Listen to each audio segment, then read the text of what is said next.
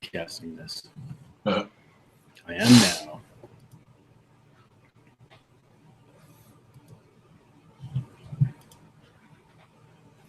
Got your Audacity up?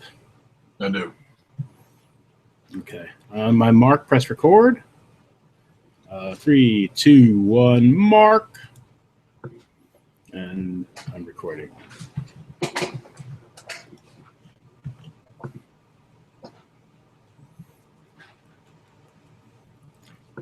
All right, you ready? I am. Hello again, and welcome to Delusions of Grandeur, the Star Wars canon podcast. I am Mondo Charpentier, and my co-host tonight is Joe Camilleri. Hey, everybody. Hi, Mondo. Hey, Joe. We are watching and discussing the entire Star Wars canon. We're working our way through Clone Wars at the moment, Season 1. Tonight we'll be discussing episodes 13 through 18. Not too much Gungan stuff. A little bit. No. Not a little bit. Little. A little. But it's good. I think it's going to be good. We got some cool stuff to discuss this evening. Yeah. I'm into it. Okay, let us start with Jedi Crash, which is episode 13 of season 1. The moral of Jedi Crash is greed and fear of loss are the roots that lead to the tree of evil. I love those. Yes. The Republic fleet is on the defensive and pushed to the brink. As war rages in the much-contested Outer Rim territories, chaos and fear mount as the Separatist army wages an epic battle against heavily outnumbered Republic ships in the far reaches of the Quell system. Anakin Skywalker and his Padawan, Ashoka, race across the galaxy to aid the Jedi Knight Aayla Secura, who's in the midst of a fight for her life as the sinister droid army closes in. Okay, so we meet another Jedi today. We meet Aayla Secura. Yeah. And she is a Twi'lek. They're not just for sexy dancing. I think 90% of the Twi'leks, 99% of the Twi'leks we see in the Star Wars universe just dance sexy. I think 75% of those dance sexy for Jabba. I don't want to jump ahead, but someone refers to them as, I think the clones refer to them as tailheads. Tailheads, yes. Tailheads, yeah. Because they've got like these two like tails. Yeah. I mean, I always thought of them as like tentacles until like one of the clones called them a tailhead. But yeah, tailhead's accurate, I suppose. Yeah, that's what they look like. And Aayla Secura is hot. She's got her belly showing. She's got a little pot belly. She's cute as hell. Yeah. So yeah, as it opens, we see Aayla Secura. She's got her Republic. What are they? Munificent class star frigates. Mm-hmm. And she is getting her ass kicked. Right.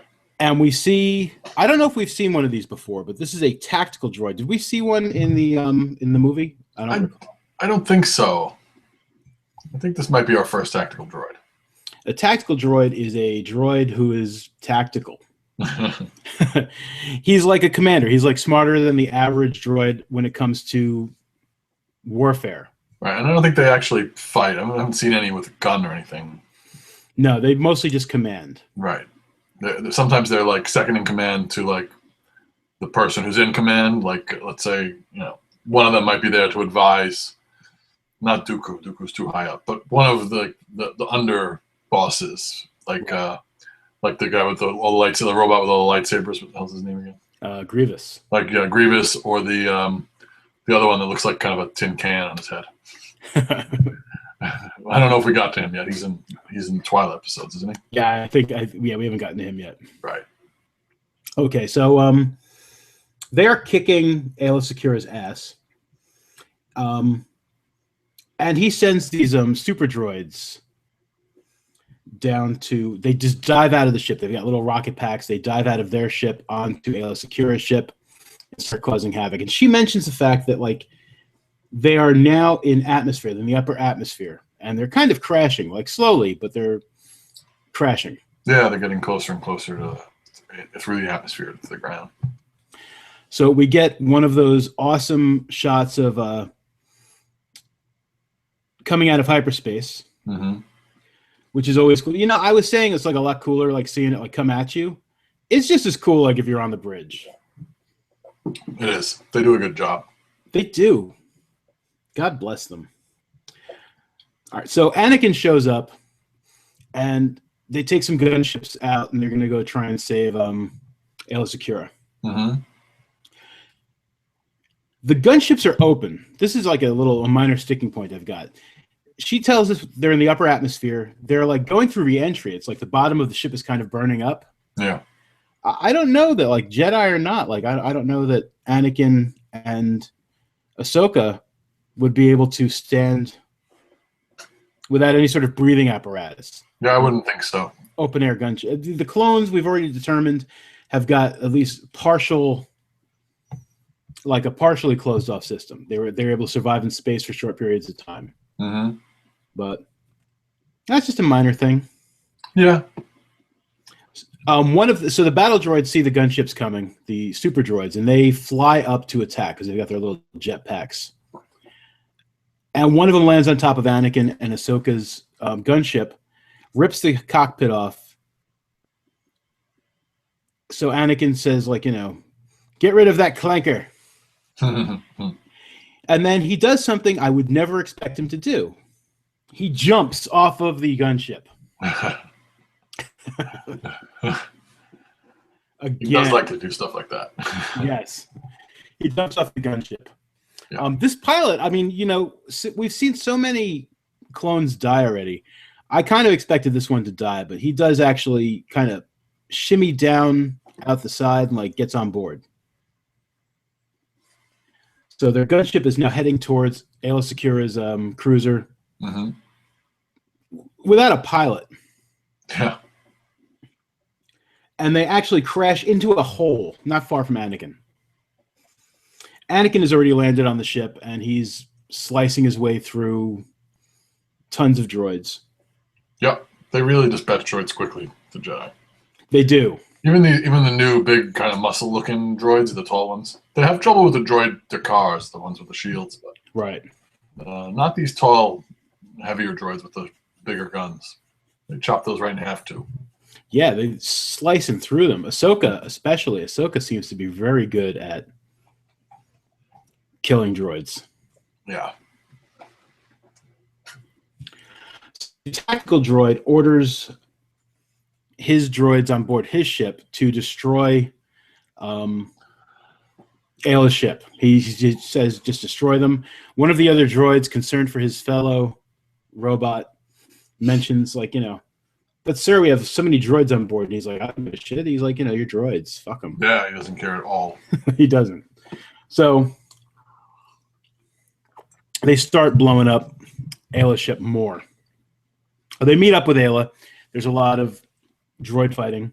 And Anakin lets her know that he's got a ship docking for them to all escape onto. So they make their way towards Anakin's ship. Just as the ship pretty much explodes. It's exploding. Yeah. It's like a fiery explosion running towards them, like a typical car exploding behind them as they run. Right. Yeah, and there's a pressure wave and stuff. And they're basically not going to make it. So Anakin stops and he force pushes them, all of them except for himself, into the ship he has docked, and turns around and tries to use the force to hold the explosion back a bit. The door closes and he's kind of pushing against it, I guess, with the force. Yeah, it was very cool. I thought it was we hadn't seen exactly that before. Right. We've seen him push on people and objects, but pushing on almost like a gas. Neat. Yeah. And he didn't quite get it all. Kind of still exploded him into a bulkhead. Yeah, he gets hit pretty hard. Ahsoka opens the door to try to get him. Aayla's even just we don't have time for this. It's she kind of doesn't mind, but she does mention that they don't really have time for rescuing someone. It's not safe. Yeah. But Ahsoka hauls him out, and they head for Anakin's cruiser. They never tell us the extent of his injuries either. They just kind of say he's badly injured. Right. He's just hurt. He's badly injured. Yeah. So they go to Anakin's cruiser, the Resolute. Captain Yularen, what's his fucking name? Yularen. Yes. Yeah. Yularen. Yularen. We got some feedback. We do? Yeah, recently. It was kind of like a do your homework. Because we occasionally like don't have all of the names, or sometimes we just use our own names. Right. Okay. One of the things the person mentioned was that it's Rada the Huttlet, but Baby Jabba's cuter. It is. I still appreciate the input and the feedback, though. Of course, I love any feedback we get. Absolutely. But yeah, I mean, we're not the holocron here. We're just discussing Star Wars because we like it. Yeah, we're discussing the implications of things and character development more than the fact that we know the names of all the planets. I will never remember the name of Christophus. I will never say it right. I might have said it right just then. But I'm terrible at names. I never remember anyone's names. It's just one of my things. Right. So I try and like Rex. How could you forget Rex? But something like Yularen, how would I ever remember that? I just call him Mustache. He's got a bitchin' mustache. Anyway, we're off topic. Yeah. Okay. So Admiral Yularen tells them like it's not safe to like dock here, and they're like, we don't have a choice. Anakin is like fucked up. Mm-hmm.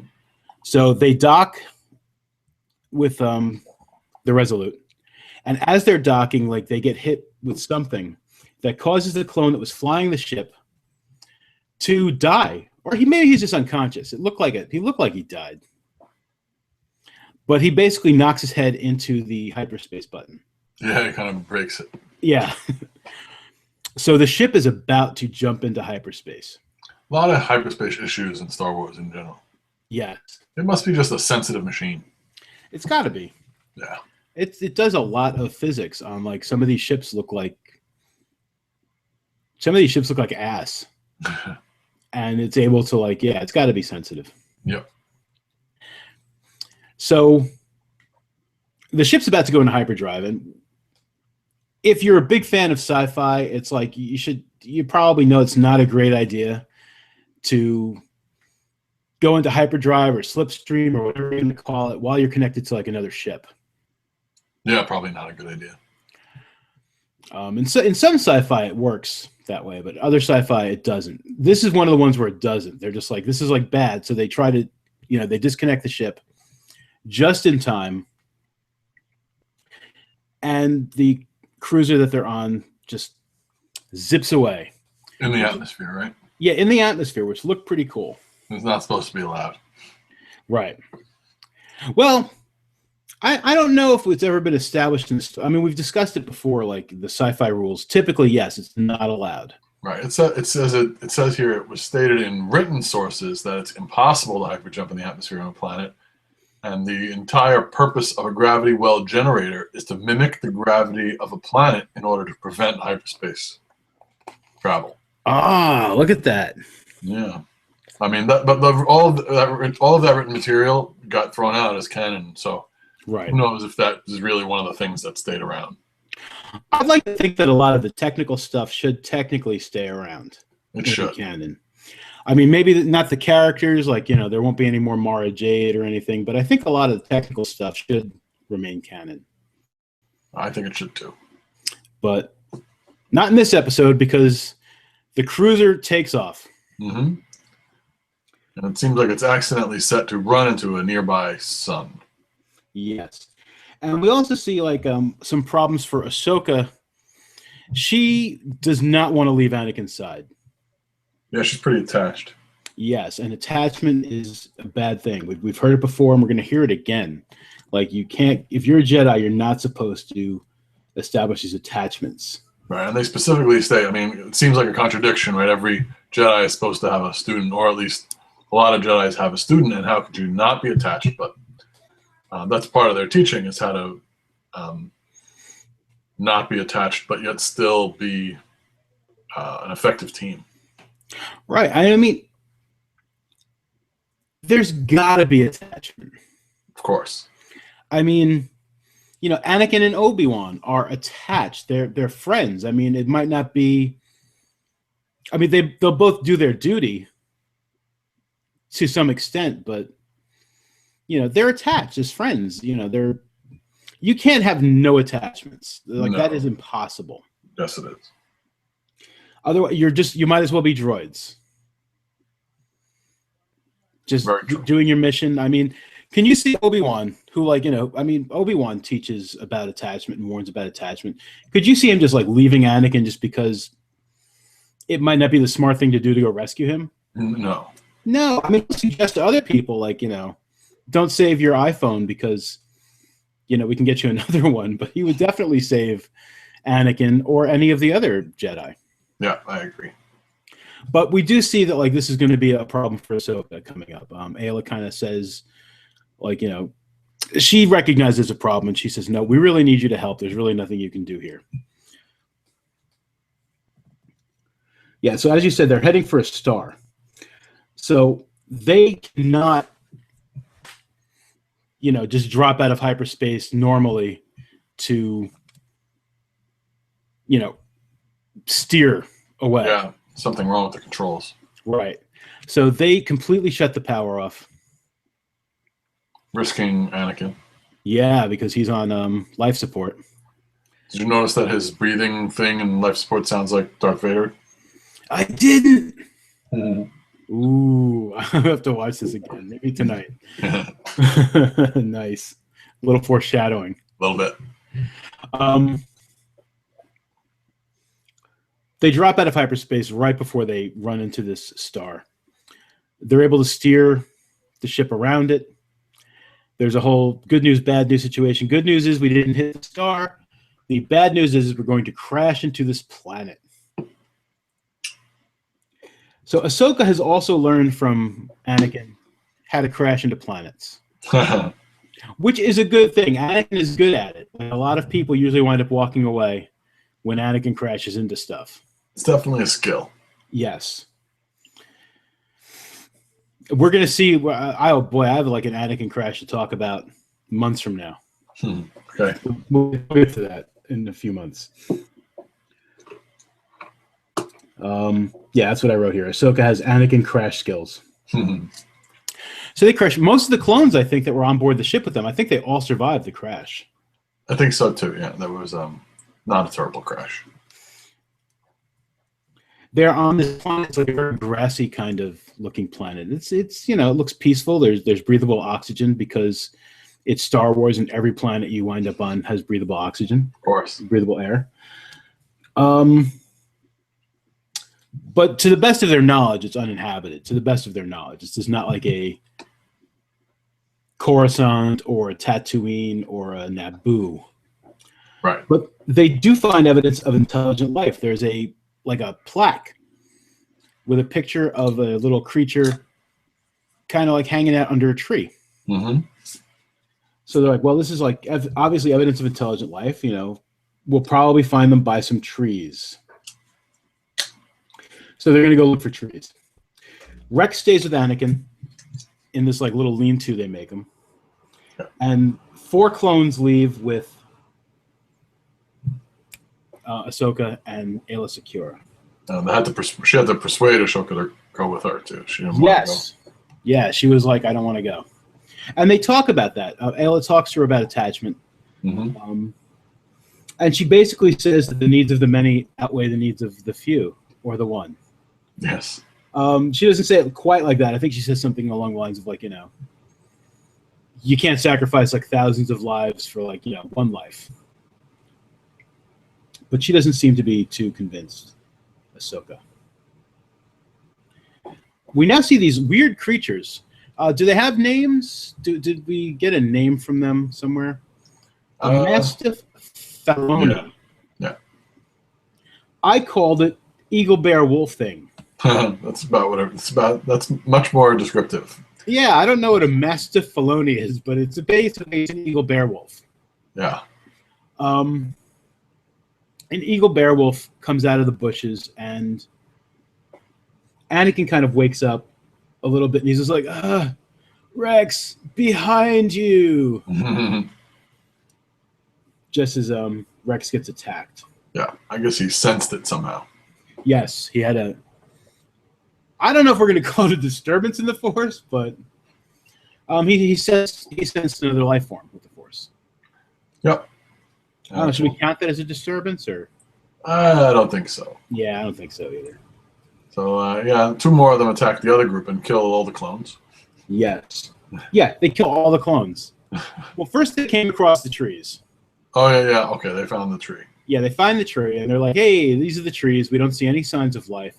And a huge-ass acorn drops out of the tree. Yeah. Nearly kills somebody. Probably a clone. Probably a clone. And Ahsoka makes a comment like, well, of course they don't live here. Like, this would be crazy to live under something where acorns fall on you like every 2 minutes and possibly crush you. But Ayla notices that something has been dragging the acorns. I mean, they're really seed pods. Mm-hmm. Yeah, they're not really acorns, but I like to think of them as acorns. Yeah. Something's dragging them away, so there's a trail. So she suggests that we follow this trail, Smart. and we'll find whoever lives on the planet. And then you're right. They get attacked by the eagle, bear, wolf things, and 3 clones die. Cameron, Lucky, and Flash, for those of you who care about names. Yes. Poor Cameron, Lucky, and Flash. And once again, like, great names for clones who are destined to die, like, quickly. That's true. I mean, they don't even have to give them names. And again, I mean, it's probably intentional. I mean, we're really trying to humanize clones here. Yep. And not see them as just, droids. Like, they're not just manufactured, soldiers for you. And I think that's one of the reasons why they decide to give them all names whenever possible. And to some extent, they're making the droids more human too by giving them their own weird personalities. I mean, it's all the same personality in all the droids, right. But not all the ones that are the same kind of droid, at least. And they, now we'll see in next week's episode that one of them even mentions that the older models were programmed by. This is a spoiler, I suppose. Older models were programmed by machines, and the newer models are more humanish. I mentioned that in one of the episodes that we're not covering this week. Right, which makes sense. I don't know if I'll cut what I'm saying here out because it's months away before we do this. Mm-hmm. But after we'll see The Force Awakens and we start like just talking about Star Wars in general and like subjects and stuff. Yeah. I mean, I've got like so much to talk about droids and artificial intelligence, sentience. Mm-hmm. What does it mean? Like, I mean, I don't know. It's like really confusing in the Star Wars universe. But we'll cover that. We'll cover that in January. Okay. It's too hot to think about it now. And there's a funny little podcast called Robot or Not on the Incomparable Network. Yeah. And it's basically each episode's only 3 or 4 minutes, right? They probably recorded it all in one shot, and then he's just cutting it up into like little snippets like, is a Google autonomous car a robot or is it not a robot? And then the other guy, who is kind of a curmudgeon-y analyst kind of guy, he will decide, in his opinion, if it's a robot or not. And that's it. That'll be 3 minutes. They'll talk about that one thing and whether or not it's a robot. But it did make me think, even along the lines of what we're talking about here with the robots in Star Wars. What is Siri enough of a intelligence to be considered a robot? Is a like I can't think of any other examples. Is like crap. An android. Yeah. Anyway, there's all sorts of. You should check it out if anybody's interested in that. I will. I just made a note. Yeah. Robot or not? I'm definitely gonna check that out. On the Incomparable, one of the Incomparable shows. Cool. Yeah. I like the sound of that. It also might be like a good one to listen to on my way to work, like a quick one. Yeah, the little quick hits. Now back to the story. Yes. Okay. So Rex scares off the eagle wolf bear thing. Yeah. Eagle wolf bear things kill 3 of the clones, and they come to a village made up of these pods. Ahsoka calls it Pod Central. Mm-hmm. I will probably call it Pod Central as well. It's in my notes like 5 or 6 times. Like back at Pod Central. Okay, it's called Lumen. If you really want to know what it's called.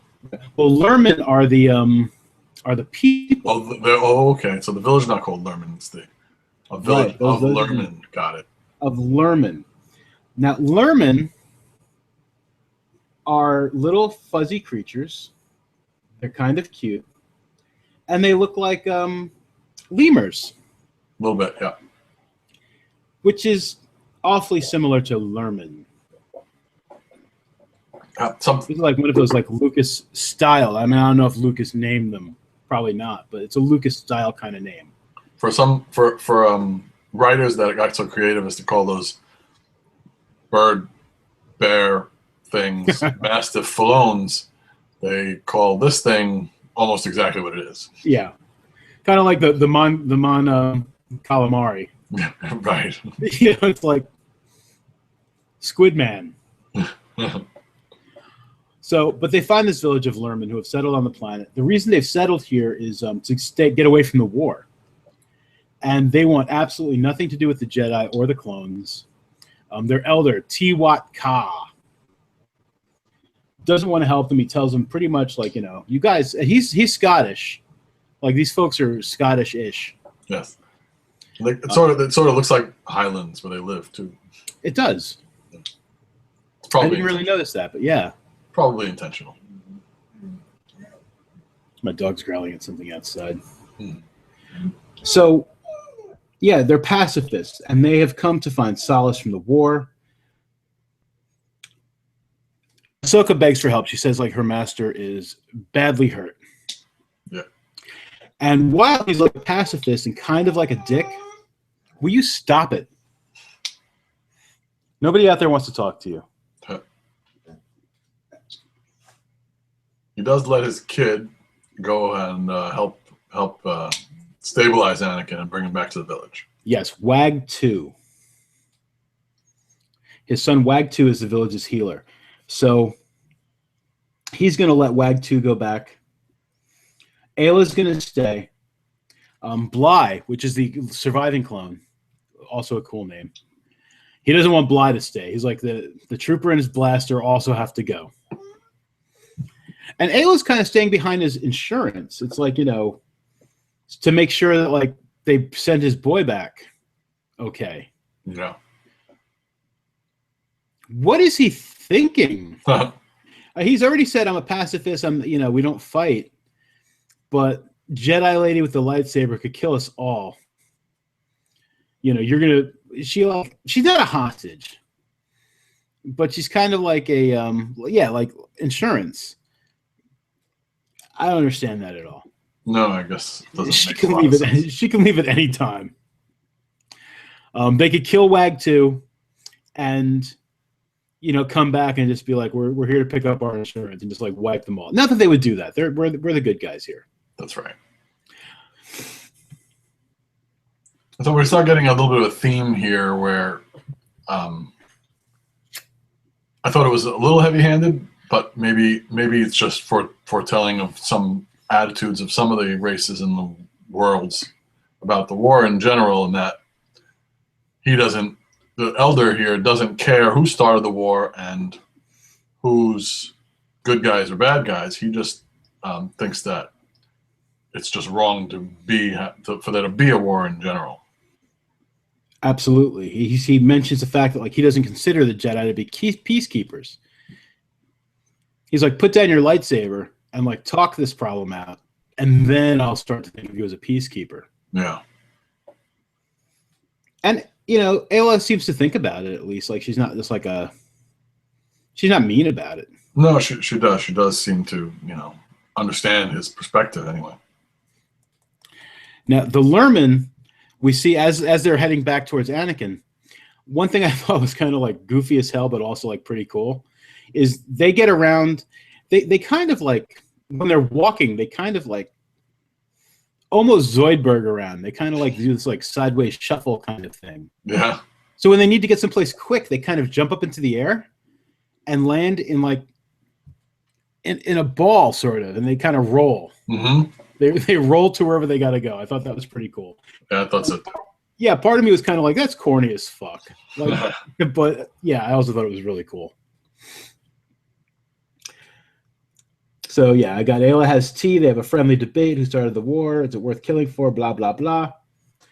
Meanwhile, Eagle Wolf Bears attack Anakin and Rex again. Anakin actually gets up. He's like really too weak to fight, but he's kind of like, staggering about, and he wants to try to help. Yeah. Rex does a really cool, like, shot in the head with one. We see like the glowing hole. I really like that a lot.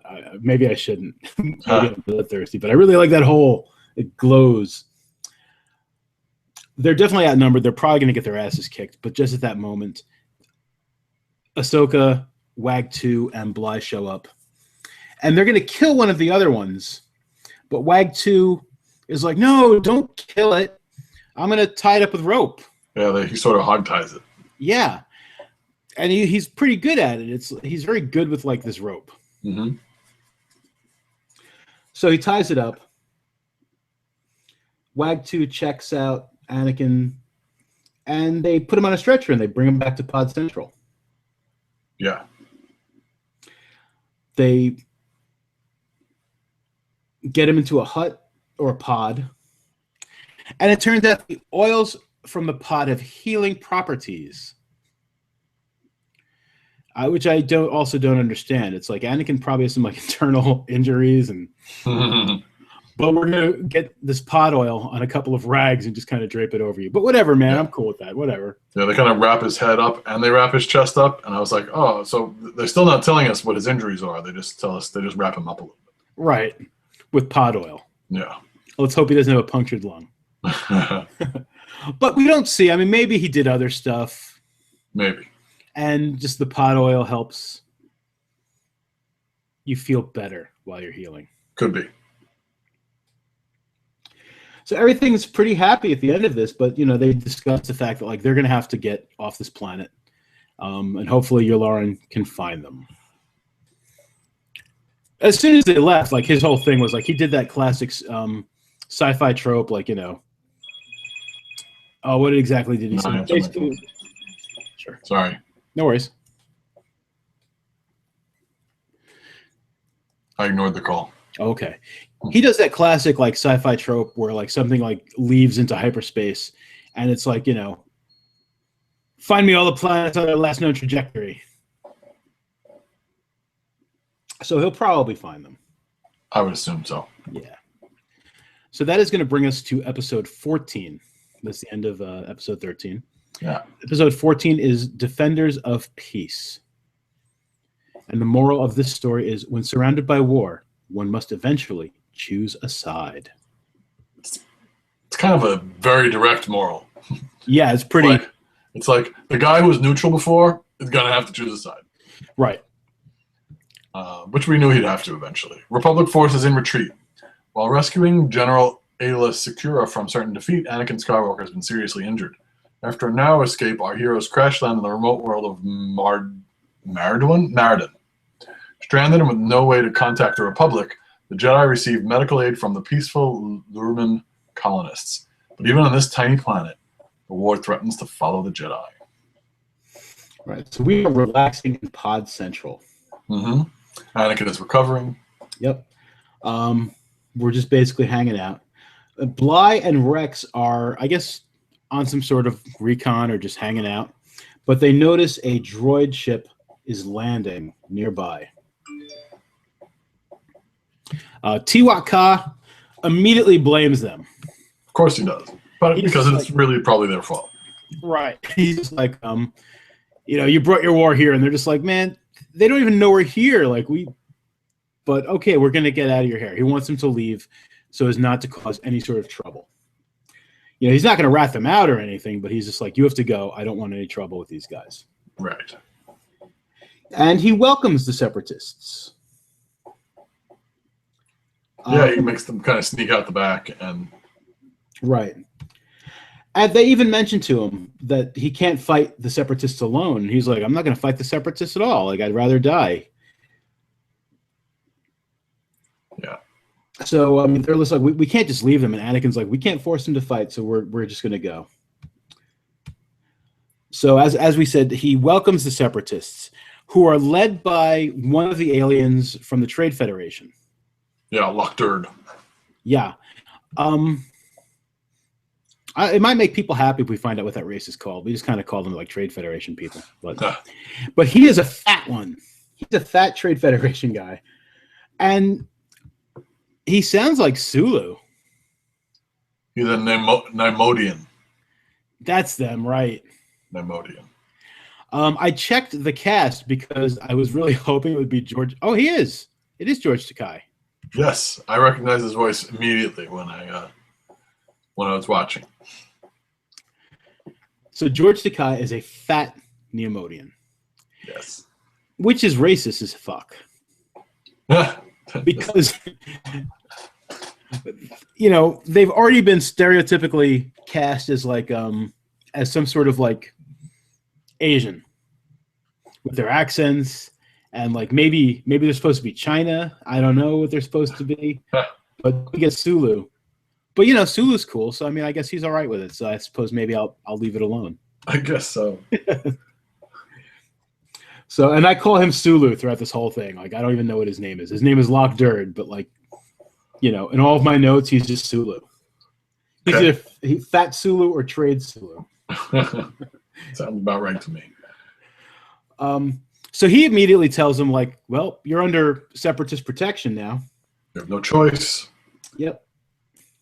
And the little Scottish lemur says, well, thanks, but it's not needed. We don't condone your presence. And Fat Zulu says, okay, cool. We're just ransack the colony. Yeah.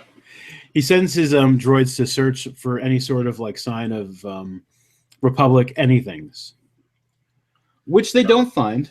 And we're and he's not there specifically looking for Anakin and his little gang there either. It's just coincidence, so we can't really blame them anymore for. Right, he has no idea he would find anything of that nature. Right. Well, you could blame them for the war in general, but we can't blame them for him showing up at this point. He was going to show up anyway. Right. So he says that they're going to check out the. They'll come back and ransack the colony a little more often. And Tiwat Ka says, we'll offer no resistance. Ugh. So Wag 2 is kind of like annoyed. Like, after the droids leave, he says, yeah, so now we're safe to grovel. Mm-hmm. We need to do something about this, Pops. Right. And Pops doesn't want to do anything about it. No. So Wag 2 tells one of the other Lurmen to follow the Jedi and make sure they get off-world. There's a conversation between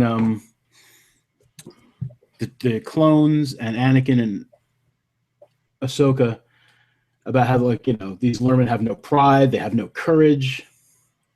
And Anakin, in a moment of wisdom, says that, like, sometimes sticking to your beliefs is like, the most courageous thing you can do. And he kind of respects them. He might not agree with them, but he's got some respect for them because they stick to their beliefs. Yeah, surprisingly level-headed. Yes. Must be brain damage. So we now see a probe droid is watching them, a small probe droid.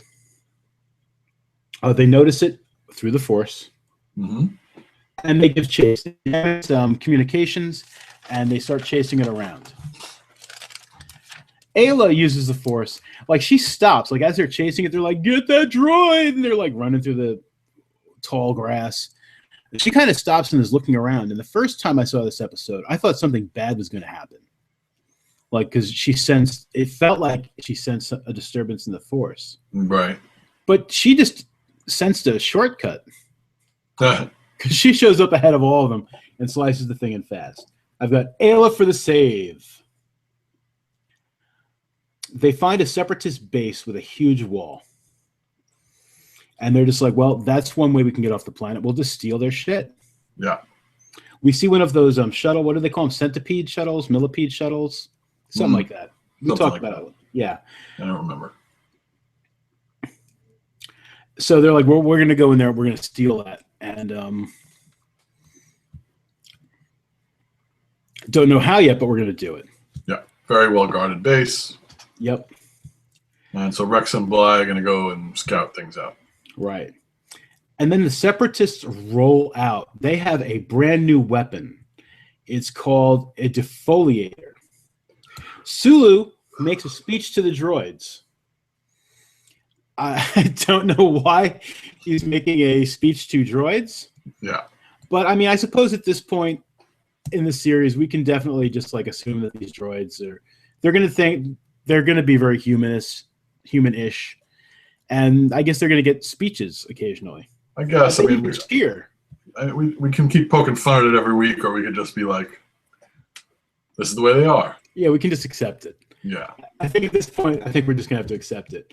Both the droids and the droids are more human than they appear to be, and the clones are they're intentionally humanizing, even though they're copies of one another. Right. But I did think it was funny that like he was making a motivational speech to a bunch of droids that are just programmed to do whatever it is they're supposed to do. Right. And they cheer. They even like the speech. But basically, this defoliator is going to destroy all organic matter and leave droids completely unharmed. Right. And this person who is organic was talking about how exciting it is that we can kill all the bad guys and save all the droids and not have to worry about organics. And of course, he's inorganic. Right. He isn't planning on using it on himself, though. Right. And now, here's another question. I mean, maybe it'll get answered as we go on. Is we've seen clones that disagree with their side of the war and go on to the other side, or just want out of it in general. But I wonder if we ever see droids, because they're so humanized, droids that want to switch sides, or are they actually not programmed?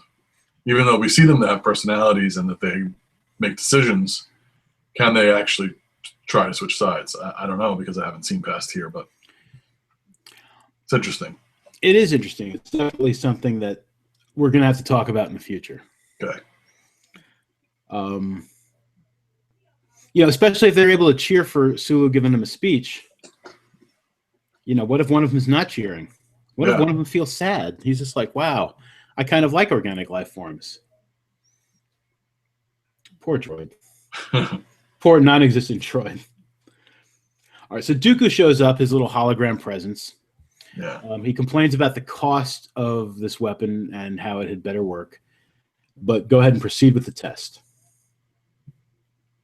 Which they fire this huge shell, like a rocket shell, into just basically the grass, into the wilderness.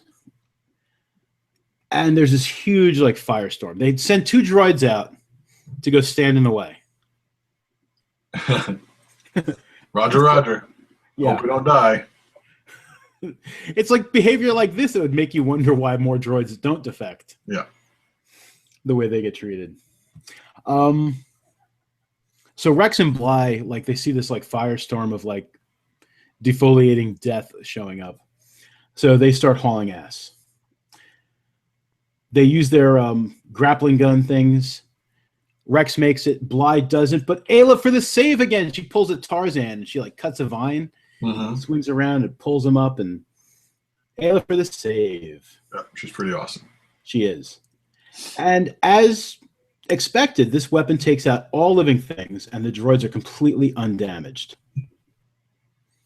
So they're going to move to phase 2 of their testing, which is to test it on living beings, like living creatures.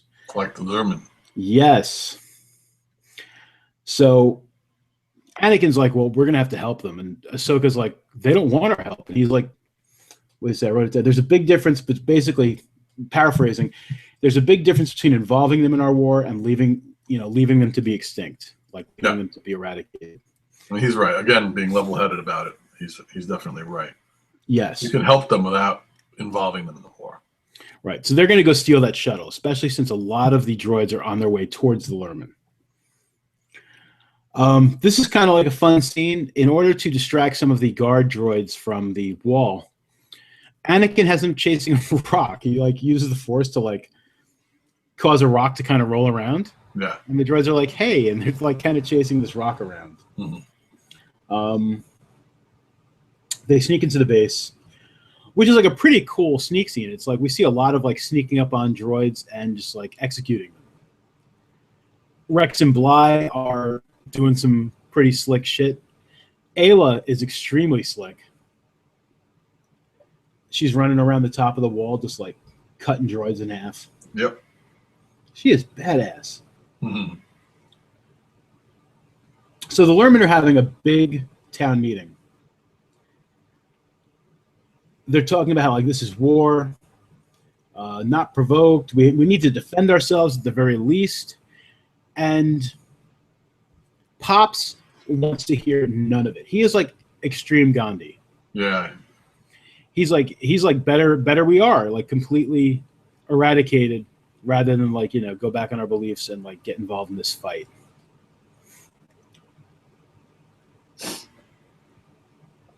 And Tub, who had been following the Jedi, sent a message back to Wag-2. Yeah, with a butterfly. Yeah. Or something like a butterfly. Yeah, to tell him that the Separatists were coming. Right.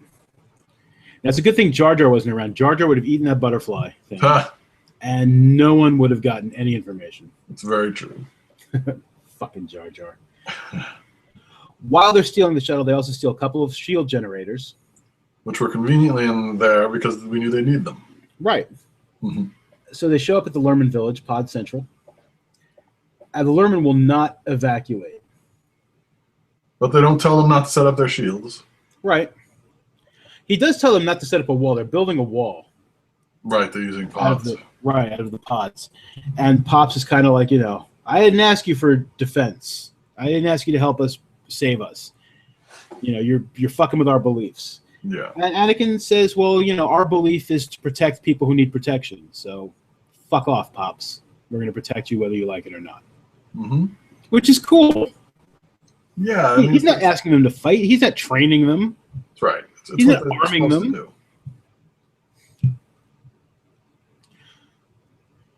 So they set up the shield generators. Yep. And the Separatists show up. They fire one of those defoliators at the village. And the shield stops it. There's a cool scene where there's like all sorts of fire around the dome of the shield. Yeah. And Pops looks, I don't know, like Pops looks like a little disturbed. I don't think he'd ever admit that he's kind of grateful that they're protecting him, but maybe like that moment, like he's kind of like, that would be awesome. That's awesome. You know, thanks for saving my life. I would have glad we're not all dead. Yes. So they send in the droids to attack to get past the shield, so that they can like wipe everybody out. Yeah. Wipe them out.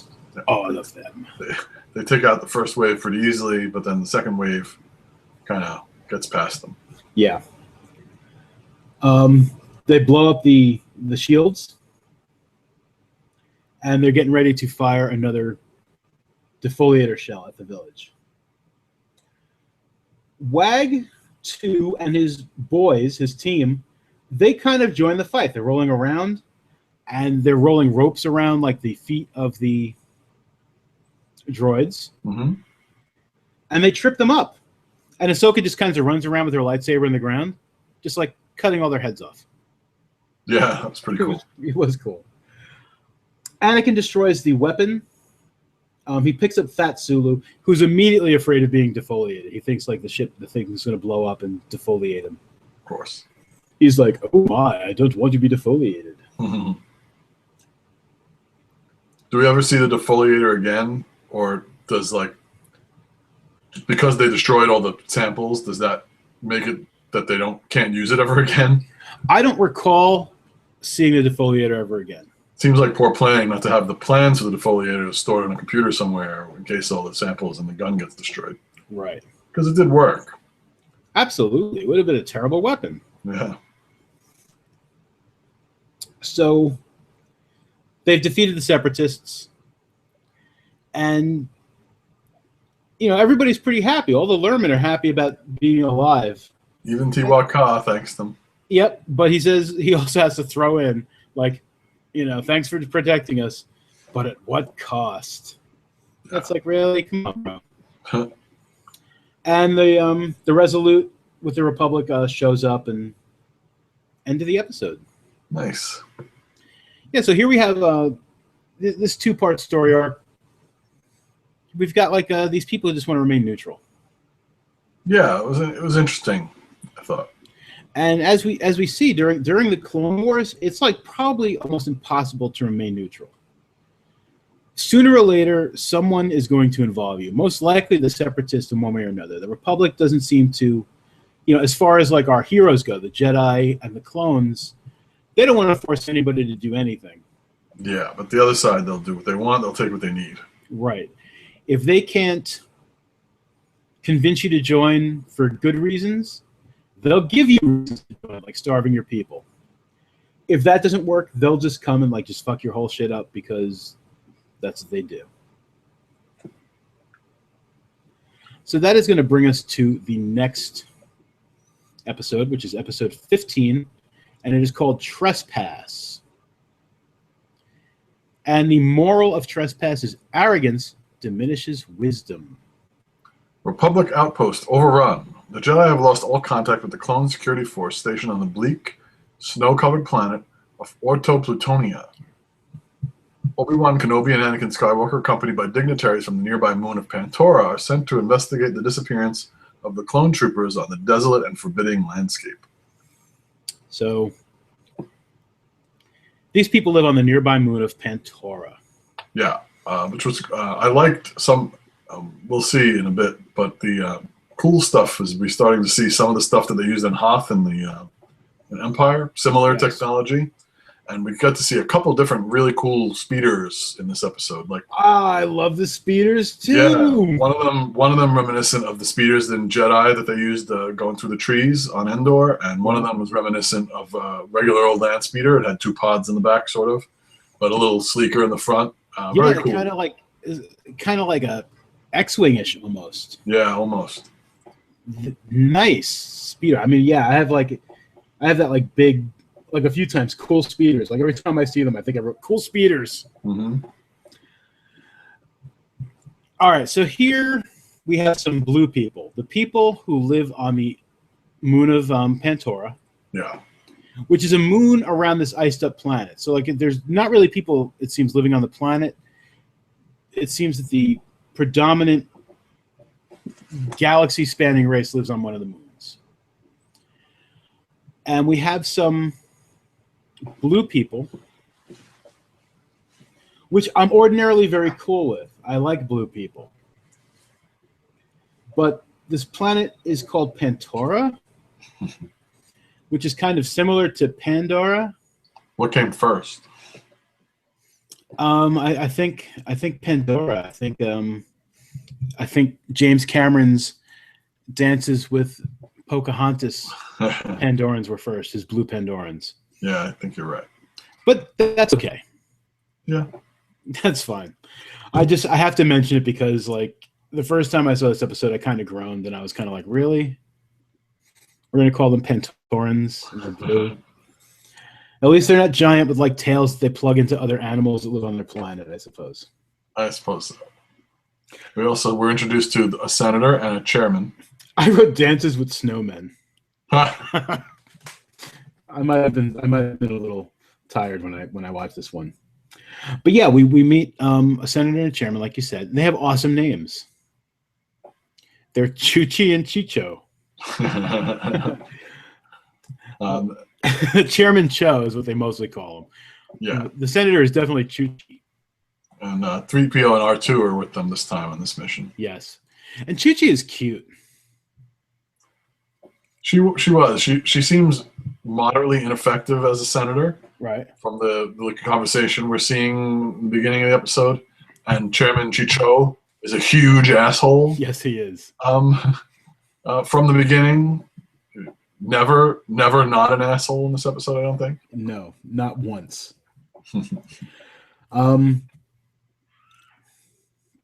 So this place is uninhabited, but it belongs to us. That's Cho's whole thing. This belongs to us.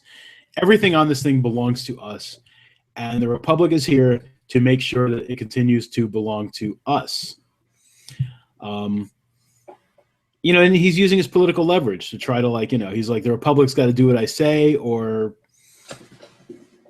fuck you all. I don't know exactly what his point even is, but there's a Republic base nearby. And he keeps ordering around clones to like they're part of his, and I guess they are. They're there to help him. So right.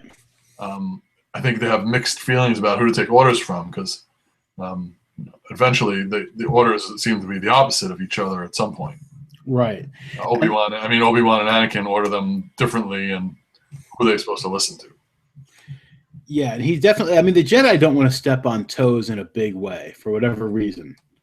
Yeah. So while they think he's a douche and they kind of don't appreciate him ordering the clones around, they kind of say, "Do what he wants," but just wink, wink, do what he wants. I don't know. Yeah. So we go to this Republic base, and we see trooper helmets up on sticks. Like someone has killed these clone troopers and planted sticks all over the base and put their helmets on the sticks, kind of like a warning. Yeah. The troopers are, even Rex and the current group of troopers that are with them, their helmets are a little different for the snow planet, right? They have cowls that go down to their shoulders kind of and keep their necks warm, it looks like. Yeah, which is something we'll see again with stormtroopers in or snowtroopers. Yeah. In Empire. Yeah.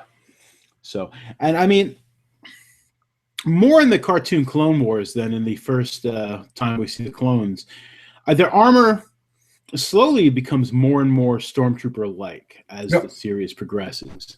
Yeah, which is smart, and I'm sure it's intentional, and it should be the way it's going. Right. Yeah, so they are decked out for winter wear. Mm-hmm. Chairman Cho immediately thinks that this is a separatist attack, and the separatists are on his fucking planet because he's very possessive of it, and he's very mad. But Obi-Wan notices that the computers have not been touched. Like whatever came in here and killed these clones, just killed clones. It doesn't seem like it was a separatist kind of thing. So they're zooming around on their cool speeders, looking for some clues, and they find a separatist base. So they go to the separatist base and they find battle droids without heads. The heads are also on sticks. Yeah, kind of wedged in between, neck rods. Yeah, and at this point, even Chairman Chicho almost admits that maybe it was somebody else. Right. Almost. So we see some large footprints, and Obi-Wan tells Anakin to have his men take a cast of the footprint, which I thought was kind of funny. I thought it was very odd. Yeah, he's just like, have your men make a cast of that giant footprint. They're trying to get one of the separatist computers working, and Obi-Wan's having a lot of trouble, and Anakin pulls a Fonz move and kind of hits it. Yeah. He's like, hey. This'll fix it. I wrote Anakin is the Fonz. And they see a battle droid reporting in, panicked because they're being attacked by something. And we see a snowman kind of guy jump the droid. So there's wow, we got snowmen here. And I've written this a few times, Chairman Cho sucks, Chuchi's cool. Yeah. So Anakin and Obi-Wan go to talk to this race of snowmen. They're called the Tals. Yes. So haven't we seen one of these before in the bar in Star Wars? Absolutely. They're from the original Star Wars. They're in the cantina. One of them. He's talking with another one. And I didn't know that thing hanging off his face was like a mouth. I always kind of thought it was some sort of just weird cigar thing. It's the child in me, I suppose, when I first saw it. But that's their mouth, the little thing that hangs down. They got 4 eyes and this little thing that hangs off their mouth. Right. They're absolutely smart. They're very tribal. They're very primitive, but they're not stupid primitive. They're just primitive. It's like they have their way of life. They're like, I hate to say it, they're kind of like Native Americans in this Dances with Snowmen episode. Sure. They're definitely not stupid. They've just got like a simple way of living, and they're down with it. And they can talk. They have a language. Right. Which we don't understand because they don't bring 3PO with them to this first meeting. Mm-hmm. But there's definitely an understanding. They get the Jedi, Anakin and Obi-Wan get their point across, and the Talls are absolutely down for peace. They're cool. They just want to be left alone. Right. They don't want to necessarily like live with them or nothing. They kind of want them to go, but they're definitely like, sorry we killed all your guys. Yeah. Didn't know what was happening, man. Don't speak our language.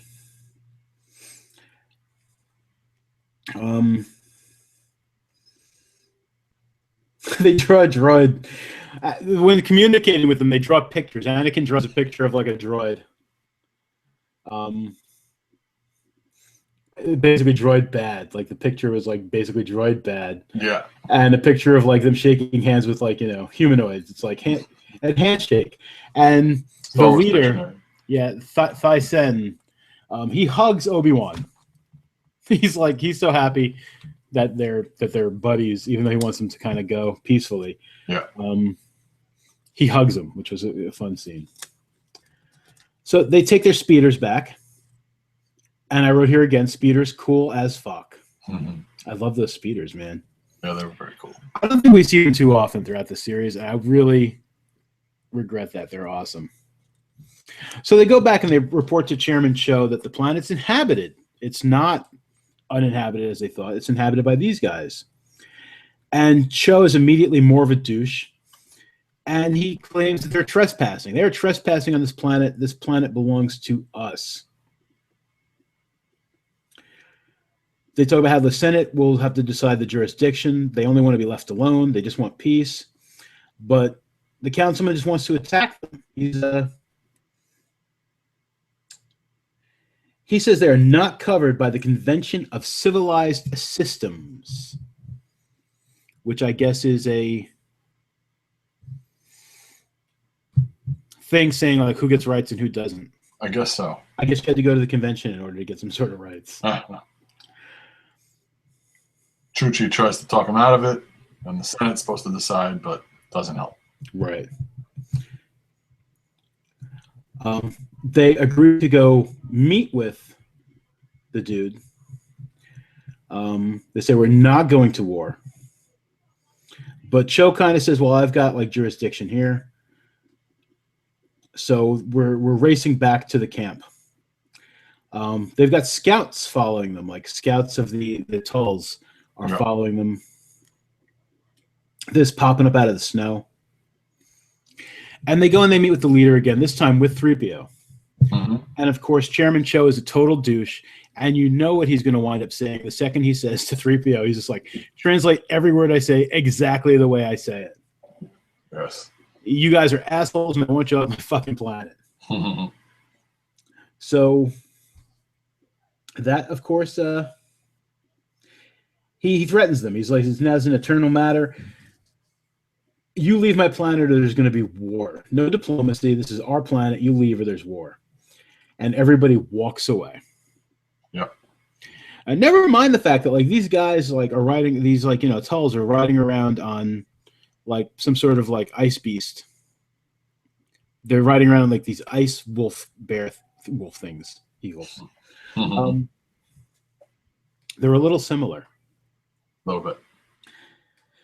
It's not like they could leave the planet. I'm pretty sure those things aren't like capable of taking them off world. But pretty sure you're right. Chairman Cho's just a piece of shit. Yes, he is. So as they're leaving, they tell the clones, like Anakin and Obi, tell the clones to protect the chairman. I mean, despite the fact that he's a douche, that is their job, is to protect him. So they tell him to protect him. So as they're running, as they're heading back, they're getting attacked. What do I have here in my notes? They get ambushed. Yeah, they're forced to fight. Yeah, and these Tulls are tough as hell. Like, the clones wind up shooting them. I don't know how they feel about it, but the clones, like, I mean, they're doing their job. They're defending this guy. But these things are awesome. A lot of the clones get killed. That's why clones exist. Mm-hmm. Rex throws, and like Chairman Cho gets hit with a spear. Like, as he's like yelling about how these like animals are savages and he wants them all dead and the clones have to listen to him, he gets speared. So Rex pulls a spear at him, throws him over the hood of his cool ass speeder, like just like drapes him over it. Yeah, and starts running.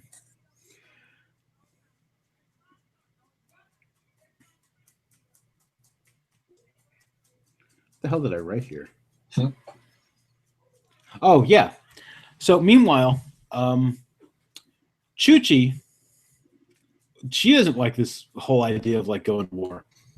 So she goes to her planet's government and asks for the power to negotiate. Right. You know, she wants it to become like a republic matter, not an internal matter. She wants to be able to negotiate, and she wants the, you know, the whole Senate to be involved somehow. Sure. So she's just like, you know, they agree. They're just like, yeah, Chairman Cho's kind of like out of control. You please go and negotiate some peace with these abominable snowmen. And she's like, awesome. She's like, all right, Jedi, like, let's go negotiate peace. And Obi-Wan's basically just like, no, you negotiate. Like, you know, that's not our job right here. It's your job. Yep. Tells her she's got to do it herself. So she does. She goes and she talks to them.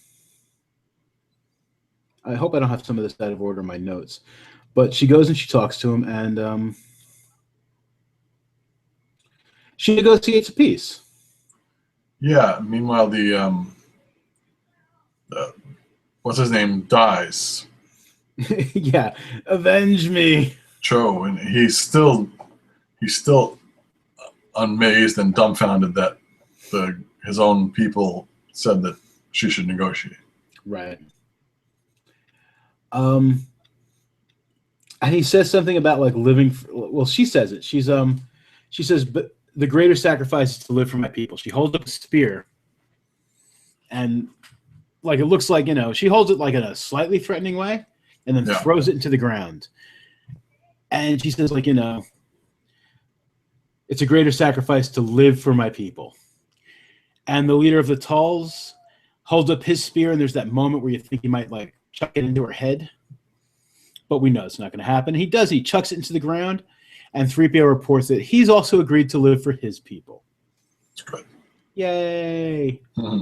Nice happy ending. Yeah, they agreed to leave and recognize the sovereignty of the Tulls. Free and equal. Everybody bows at each other. Obi-Wan mentions the fact that it's most impressive and suggests that Chuchi make sure it lasts, be an example, which we can definitely use in this galaxy now. Yeah. So this is a pretty good standalone episode. We see for the first time, I think, a member of the Republic who is a total fucking douche. True. You know, mostly it's been separatist leaders that we see as, you know, warmongering, greedy, powerful bastards who just want nothing more than to get what's theirs.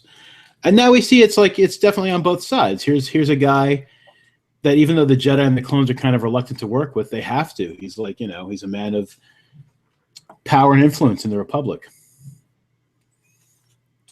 So we're getting a little more of like the idea that like this is definitely not a one-sided kind of war. Yeah, it's more realistic than you would think for a children's show, because it's probably not a children's show. Right. But, you know, there are heroes and villains on like both sides of this. It's like nothing's black and white. Exactly. Especially in basically it's like a civil war like this. Yeah, absolutely. Like you said, nothing's black and white. So that is the end of Trespass. Do we have any really cool guest voices? I don't think so. Anthony Daniels. Yeah. As C-3PO. All right, that is going to bring us to the hidden enemy. Before we do the hidden enemy, do you want to take a quick break, get some coffee or something? Or, well, you don't drink coffee. But... Sure, I'll get a soda. Okay. All right, I'll be back in a second. I'm going to refill my cup. Okay.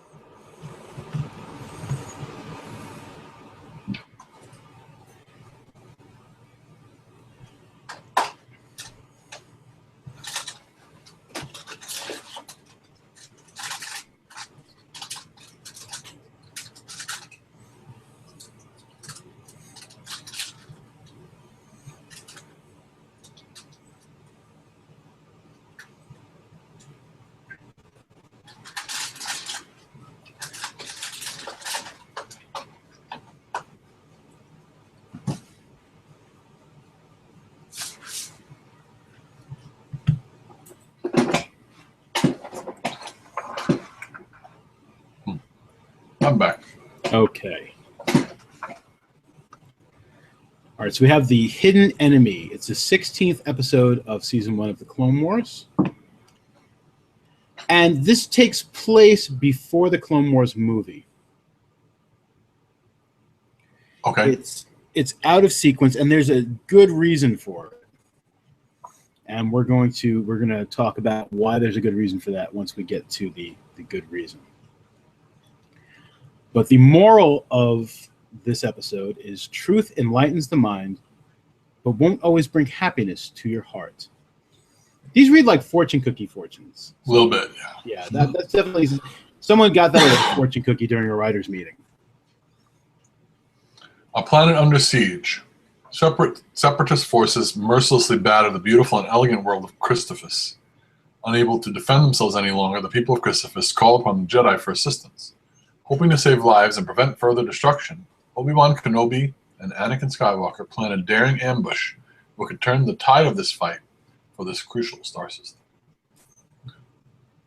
Okay, so the episode starts. They're already deep into war of such on this planet of Christophus. I'm never going to say it right. And I don't need to. They're currently in separate towers with their clone forces. Anakin Skywalker, Obi-Wan Kenobi, in 2 separate towers. Yeah. And it seems like they're getting ready to spring some sort of trap.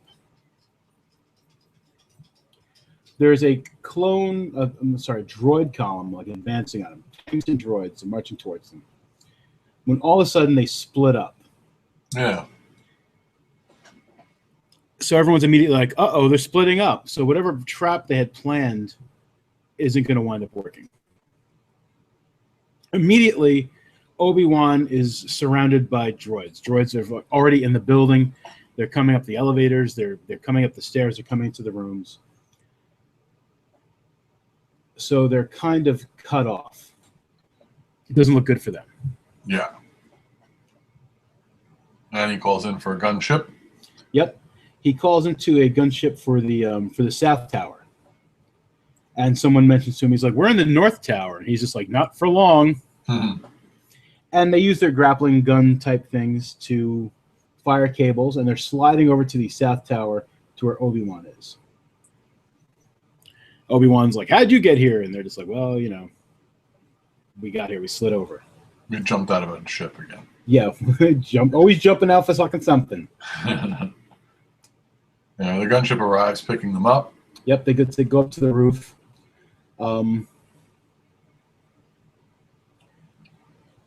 They're still attacking. There's a tactical droid is on the roof as well.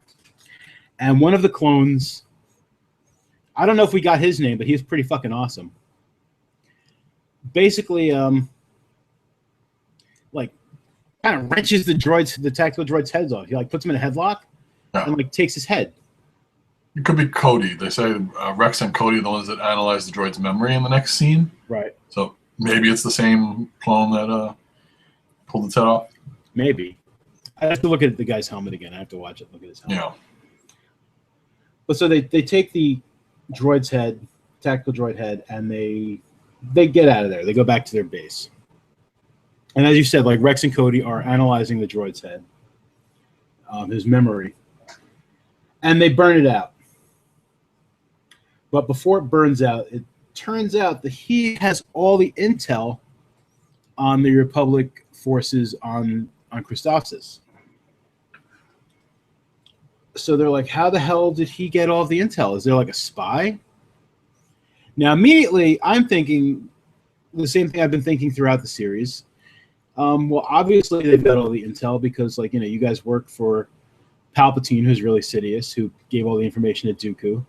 And that's how they know everything. Mm-hmm. It turns out, in this case, it's not the case. Someone has left a comlink on. So it seems that someone within the Republic's forces is acting as a spy and has betrayed them. They have a mole. Yes. So as they're looking around, a clone runs off. So they give chase. They running down hallways and stuff. They try to cut him off, and instead, they come to a door, and they're like, he must have gone in this door. And they open the door, and of course, the room is filled with clones. It's the mess hall. They're all eating. Of course. So no way of knowing who it was who was running because they all look alike. And they call them brothers. They're like, they don't say it's full of clones. They're just we'll never figure that it's full of brothers. Because that's how all the clones see themselves. They don't see themselves as clones. They see themselves as brothers. Which is one of the reasons why I think it was a good idea to put this episode later in the first season. Okay. I didn't know it was out of place until I read this just now. Yeah, it's I think their intention was maybe they wanted to show the slow build up from us. They wanted to slowly give us the concept of clones as individuals. Because we've discussed it throughout the series as we were watching. Yeah. They give us a little more each time. First, it was just different haircuts. Now we got the tattoos. the names, their attitudes. And now we're seeing, the way they refer to each other. They don't refer to each other as clones. They're not just like, you're just another trooper, you're another clone. They're brothers. Yeah. And one of our brothers apparently is a spy. So that's kind of not cool. No, definitely not. Which is the second reason why I feel that this was a good place to put this episode, like later on, not like right away. Because in the beginning, if we saw this like first, if this was like the first episode we saw, like even like before the movie where it takes place, the idea of like a clone as a spy might have been, I don't want to say hard to swallow, but that's what I'm going to say, for lack of a better phrase. It might have been hard to swallow because our idea of the clones from the movie Attack of the Clones was that they were just programmed, just like the droids were. They were programmed to be the perfect soldier. So showing us immediately that there might be a clone who doesn't follow orders, who feels differently about what's going on, might have been a hard pill to swallow. Yeah, I agree. You're right. And it's a lot easier now that we see the individuality. We see that they don't all think alike. They're not all perfect, like, mildly reprogrammed Jango Fetts. They're all individuals of some sort. And that doesn't mean that they all have to follow orders. Even if they're kind of bred to be more susceptible to them, they're not droids. Right. This made sense, though. You're right. Anakin and Obi-Wan start heading out. They head out. They're going to the Separatist base on their speeders. And they notice that there's a lot of droids watching them, and the droids are just letting them go. Like, nobody's trying to attack them. They're just flying along. Yeah. And it's obviously going to a trap. Jedi do that a lot. They immediately notice that they're being led into a trap, and they always mention it. Like, trap? Yeah, it's definitely a trap. We're still going. They always still go into the trap. It's true. Which is cool. I mean, they're confident. Maybe they're a little arrogant, but a little bit, but they're supposed to be. Right. How do you know it's a trap? Did we fight? No. No. It's a trap. It's a trap. It's a trap. If I get Malcolm Reynolds to say it's a trap in like the Mon Calamari voice, that'd be awesome. So meanwhile, Rex and Cody they're still trying to investigate. R2 gets a clue. R2 comes up with a clue. There's a pattern, some sort of communication pattern that's been like, every so often, like there's like a spike, and it's coming from Slick's barracks, the clone known as Slick, Commander Slick, Captain Slick, whoever he is, Sergeant Slick. Yeah. I don't remember his rank, but R2 is awesome. R2 is awesome. Mm-hmm. He can do everything. R2, program the hyperdrive. R2, open that door. So as they investigate, I mean, they're thinking like, there's no way it could be Slick. No, he's like in charge. Right. And they go to Slick's barracks, and they say like, hey, we're basically looking for a spy, and we're pretty sure it's one of you. And all the other clones are just kind of like, the fuck, man? Like, it's like, couldn't be one of us. And they start questioning them. Yeah. Now, meanwhile, Anakin and Obi-Wan have fallen into the trap, which was a pretty cool trap because it was Asajj Ventress, who we saw in the movie was already on the planet. Like, she's there, so she gets into a fight with them. Yeah, that's a cool fight. And in my notes I have, there seems to be some sort of like weird sexual tension between Obi-Wan and Asajj Ventress. Think so? I don't know. It's like, I think they kind of dig each other, like, even though they hate each other. It's like he's always calling her, like, darling and sweet. He's always, like, kind of flirting. And, the first couple times he did it, I just thought he was just being obnoxious. But I think maybe they dig each other a little. Like, neither one of them would ever act on it. No, you could be right. And I think Obi-Wan probably even has a little bit of respect for her abilities. Mm-hmm. He definitely, he's definitely teasing her during this fight, and it's a pretty cool fight.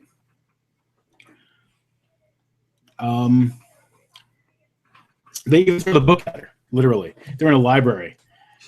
And, well, she throws books at them. Like, she causes all these books to come off the shelves neatly. And she, like, force throws them at them, and they kind of catch them and throw them back at her, which is pretty cool. Yeah. But back to the clones, because the clones is where the thing's going on here. They start questioning the clones, and it's like a weird kind of interrogation. It's like they're like, well, where were you at such and such time? And it's like, I was cleaning my gun. It's like, let me see your gun. They're like, yeah, it's pretty clean. And then he's just like, well, what about so-and-so? So-and-so, like, didn't come with me to the mess hall. And yeah, it's almost like a police procedural. Yeah, it's very quick to blame each other. Yeah. But they're just like, but Chopper didn't show up at the mess hall for like a while. And Chopper's face is like kind of messed up, like maybe burned or something. Mm-hmm. And he looks kind of angry, and he's like, no, I was busy. I was doing something else, and I don't want to talk about it. And it turns out that he's collecting droid fingers. He's making a necklace of droid fingers. Creepy. It is creepy. I mean, on one level, it's kind of like silly because it's just pieces of metal. It's droid fingers. It's true. But on another level, yeah, it's definitely like creepy. It's like when, you heard about people like collecting like, fingers or ears, like making a necklace of ears of their enemy. So it's kind of creepy. And it's also apparently against regulations. Like you're taking stuff. I don't know if it's because you're taking like enemy things off the battlefield or if it's just because it's agreed that it's creepy. But that's what Chopper was doing. So even though Chopper turns out to be kind of creepy and maybe a little mentally disturbed by what's happened to him so far in the Clone Wars, it probably wasn't him. That's what he was doing. Yes. And then it turns out that Slick is the traitor. Yeah, he Chopper somehow knew that the Jedi had left. Right. And Chopper saw him heading to the command center. While he was putting together his droid finger necklace, he's like, I saw Slick go into the command center. What were you doing there, Slick? And Slick knows that he's busted, so he attacks them and runs away. Yeah.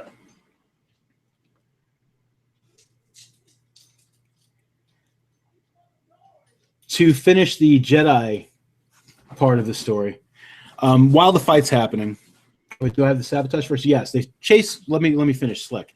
Not finish, but they chase Slick out into like the courtyard where all the, their gunships are, their ATTs, weapons and stuff. And as they chase him out there, this shit just starts blowing up all over the place. Yeah, he I don't know if he did it ahead of time, but he didn't really have a lot of time to set all those bombs right now. Maybe it was done ahead of time. It might have been done ahead of time, yeah. Because when you see the first one, it's like, oh, he left a bomb. But then, they start exploding, all over the place. He definitely didn't have time. He had to have done it, set it up for a moment like this. I knew all these bombs would come in handy. So after everything blows up, we go back to the Jedi. Mm-hmm. And Asajj basically, she was sitting down after getting beaten up by the books, almost as if she was kind of surrendering. Yeah. But instead she collapses the floor underneath them. She kind of just knocks her lightsabers into the floor, collapses it. And she tells them, you guys have served your purpose. It's like she just wanted them out of the way while Slick did whatever it was Slick was going to do, whether it was just blowing all that stuff up. Maybe that was part of his big plan before leaving. Yeah, it was a good strategy, I think. Yeah, absolutely. They follow her out the window, and they're surrounded by droids. There are droids everywhere. They immediately get into it.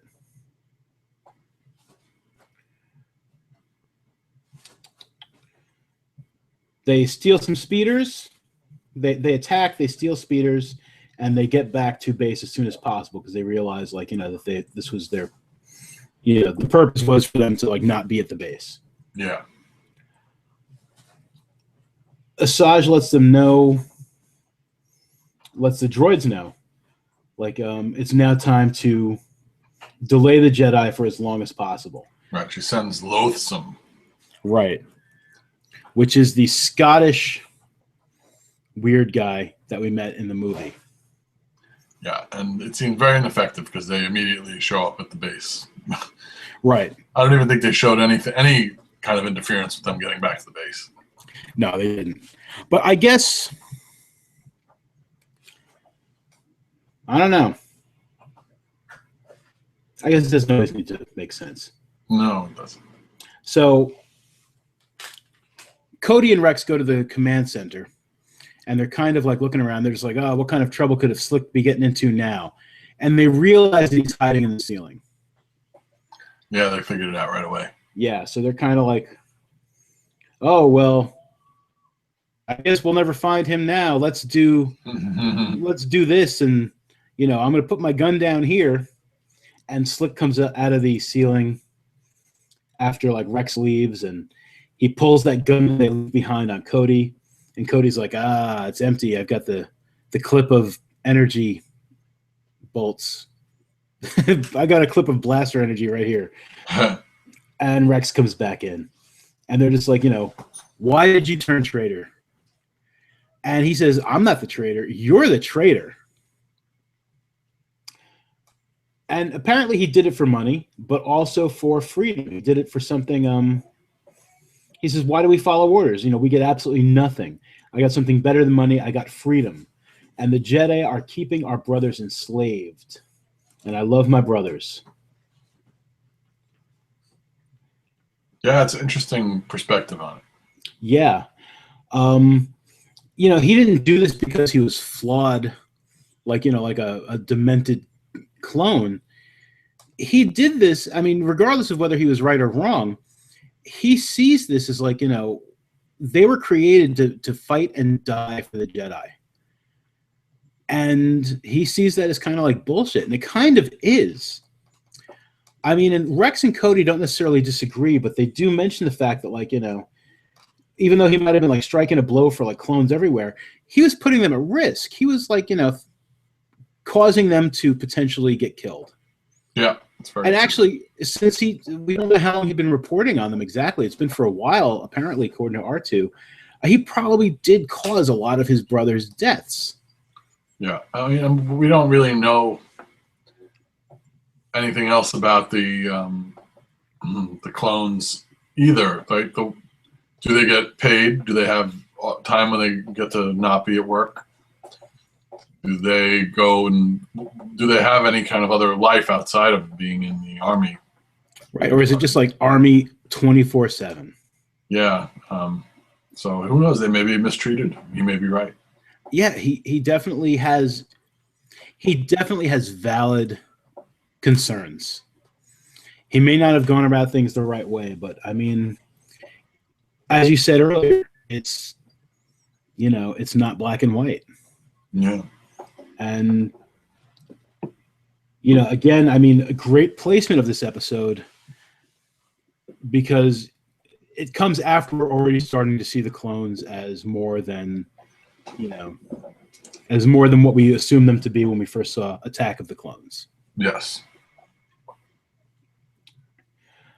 It's also mentioned, like, you know, that even though Slick took out most of their, you know, gunships and ATTEs, we saved the cannons. And Obi-Wan says, like, well, that's a good thing because, like, the troops are on their way. And that's pretty much exactly where we go into the Clone Wars movie where we started the cartoons. Right. Those are those big cannons that they saved. Yeah, yeah. So this is a very good episode. This was like, I mean, it might not have been the best of the episode, but I think it's one of the more important episodes of season 1. Mm-hmm. Because we're going to see as we go along a lot more questioning of like what the hell is going on. Like how do we treat these things that we basically paid for? I mean, we paid for these clones. I mean, I'm speaking as if we're like members of the Republic. Yeah. You know, I guess because we side with the good guys. So we paid for these clones, and they're technically kind of like property, but they are independent, sentient humans. Yeah. It's definitely a funny situation. And yeah. Absolutely. It's very morally disturbing. We're on a slippery slope with the clones. Definitely. Okay, and that's going to bring us to the last two episodes we're going to discuss today. It's a two-part story arc, and it starts with the episode called Blue Shadow Virus. It's episode 17, and the moral is fear is a disease. Hope is its only cure. Battle droids on Naboo. As the Separatist rebellion rages through the galaxy, even peaceful planets are threatened. Following the discovery of Separatist droids wandering the grassy wasteland, Naboo is once again on high alert. Fearing their home is facing another invasion, Senator Amidala and Representative Binks race to Naboo to assess the situation. Meanwhile, near the Gungan swamplands, an even graver threat is about to be discovered. Okay, so this is a Naboo episode featuring Padme and Jar Jar. Yeah. Yay. And 3PO. Yes. 3-so. We saw during the recap kind of thing, we saw like there were like 3 droids on those little speeder things they stand on. Yeah. And they get taken out. And one of them was a tactical droid. So as the episode opens up, we're analyzing the tactical droid.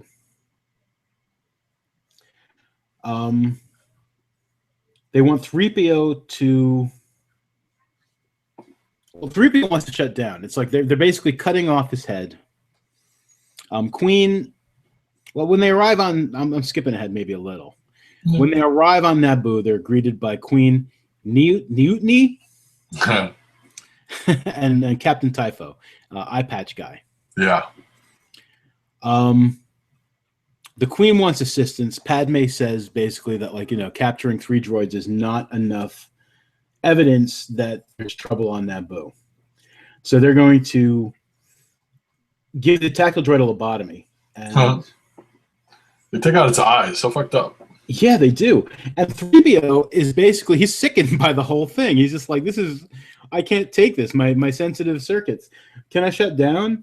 And Padme's like, no. I need you to lie to this droid. So 3PO does. He lies to the guy, and he's like, you're on a separatist ship, and you're awesome, and Count Dooku's coming to give you a medal, and, we're so glad that you did whatever it was you're supposed to do. What was that again? Mm-hmm. And the droid says something about, like, a virus, and, it must remain contained, and there's a secret lab. And meanwhile, fucking Jar Jar is trying to eat a bug. Yeah. And in his quest to eat a bug, he winds up knocking all sorts of shit over. Of course. The tactical droid realizes, even though he's blind and lobotomized, he's just like, this is not a separatist ship. Like, you guys are fucking with me.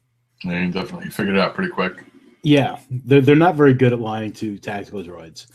But it doesn't really matter for too long because fucking Jar Jar knocks over a whole bunch of shit and winds up breaking the droid. It kills him. But he got a bug. And Padme's even just like, is this what you're doing? Is this what you're fucking around doing? You're trying to eat this bug? And he's like, yeah. But luckily, he's hungry. Me's hungry for bug. But luckily, this bug is only found in one place. So Jar Jar found the lab. Yep. Somehow. He always stumbles his way into figuring stuff out. He does. And, to their credit, they're quick to give him the credit for that. I mean, I don't know if it's because maybe they feel like on some level that the Force is guiding Jar Jar's clumsiness to help everybody, or if just because they don't want him to feel bad for being such a fuck up. Yeah, maybe. So it's like he fucks up, and like while it's helpful, they're just like, "Good job, Jar Jar, you found the lab," and he's just like, "Yeah, I found it." This was the second time where they attempted to steal information out of a droid's head. We hadn't seen that before this last 2 times. No. Yeah, and they did it back to back. I mean, the first time, obviously happened at the very beginning of the series. If you watch if you put them in chronological order, but yeah, we see this like back to back, like droid lobotomies. Yep.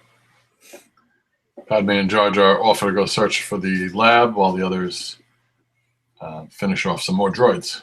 Right, and of course they send Obi-Wan and Annie. Padme's request this time. They're just like, well, we'll send a couple of Jedi, and Padme's like, oh, send that definitely send Obi-Wan and I suppose Anakin. Wink, wink. Mm-hmm. Yeah, and they're gonna go find the lab. Yes. And they're in containment suits looking for the lab. Yeah, they kind of look like spacesuits. So while they're looking around, we see Mrs. Jar Jar. She's got a whole bunch of those giant ass monsters. The giant ass, those are shacks. Yeah. Shacks are the giant ass bug cows. And her name is Peppy Bo, but I call her Mrs. Jar Jar. Her ass cows were drinking the water, and they start collapsing dead. And she realizes there's something like bad happening. So when Padme and Jar Jar show up, she attacks them. They're in containment suits. She thinks maybe they had something to do with it. They basically convince her that they weren't to blame, and they're trying to find out what's going on. And she says, well, your containment suits are stupid because whatever killed my ass cows isn't in the air, it's in the water. So we're able to take our helmets off. Yeah, they just trust that she's telling the truth and just take the helmets off. So they're going to like search a little further in. And Peppy offers to go with them. And they're like, no, don't come with us, Peppy. And as they're walking away, Padme has a really nice ass. I mean, I noticed it, and I thought well enough of it that I wrote it down. I wrote Padme, nice ass. Because, I don't know, they gave her like a little bit of a walk, and she, for a cartoon character, she kind of turned me on at that moment. All right, cartoon ass. And then John Locke and Boone find the hatch. Huh. No, it's Padme and Jar Jar. That's the first thing I thought when they did that. They basically trip over a hatch of like something buried in the ground. And I was like, John Locke? They're like, we found a hatch. So they open the hatch, and you know what happens to Padme. She gets captured. Of course, she always has to get captured. But she is captured by Nazi Dr. Frankenstein. There is a mad scientist living in this hidden lab. Yep, bad German accent. Yeah, he starts talking about the blue shadow virus. It's the blue shadow virus. I'm a mad Nazi Dr. Frankenstein, Mr. Freeze guy. Yep. And he kind of loves this virus. Like, as a scientist, as a mad scientist, I suppose it makes sense that he loves this virus. And he's kind of upset that it was once wiped out before it could wipe out the galaxy. Yeah, he thinks of it like he doesn't care about either side in the war either. He's only on the side of the virus. Right. I mean, obviously the Separatists are paying for him to develop it as a weapon or something. Yeah. If the Republic had come to him, he would have been just as willing to work with the Republic. Probably. If he found a whole bunch of money on the beach, he would have done it. He's a mad scientist. Yep. He was also, so now he's been working on turning it into an airborne virus. Yes. And he's like, yeah, yes, is what I wrote. Because he says that. I probably didn't say it the same way he did, but he was definitely psychotic. Oh, yeah. And he uses lightning to make it an airborne virus. I mean, I'm sure there's more to it than that, but he just kind of blasts it with lightning. It's a liquid. Yeah, and don't say there's a gas. And his plan is to release it into the galaxy. He doesn't see it as weird. And she's like, you can't do that. It's like, we eradicated it for a reason. And he's like, eradicate? He's like, you murdered it. It's like a living thing, which I suppose technically it is. Sure. But, it's the kind of living thing that, like, it's okay to kill because it kills everybody. So he gives the little vial of the airborne virus he gave to what I call the turkey droid. Do we have anywhere in here with what these turkey droids are called? No. No. But I call them turkey droids because they look like Thanksgiving turkeys with little tiny heads. And they're cute. Yeah, I suppose. A little turkey droid. Turkey So droids. the turkey droid takes the gas.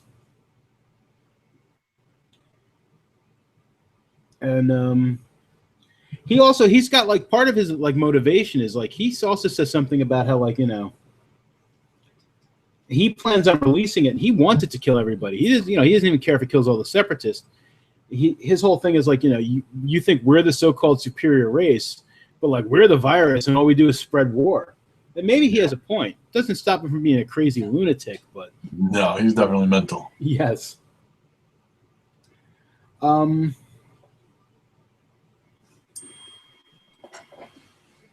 General Kenobi and Anakin show up. And I write General Kenobi and Anakin in my notes because when Captain Typho sees them, he addresses them as General Kenobi, Anakin, which I was like, whoa. It's like, that's kind of like revealing. It is. Because Typho obviously must know of his relationship with Padme and just kind of sees him as like Padme's husband, who probably shows up on Naboo on a regular basis. Mm-hmm. He's just like, General Kenobi? Anakin, what's up, bro? Mm-hmm. Peppy shows up. And she says basically that she knows where the lab is. Did they send her back to like report or something? Or they searched the swamp. No, I don't think they sent her back. They find a spy cam. No, she stays. They report. Ashoka reports back somehow. Right.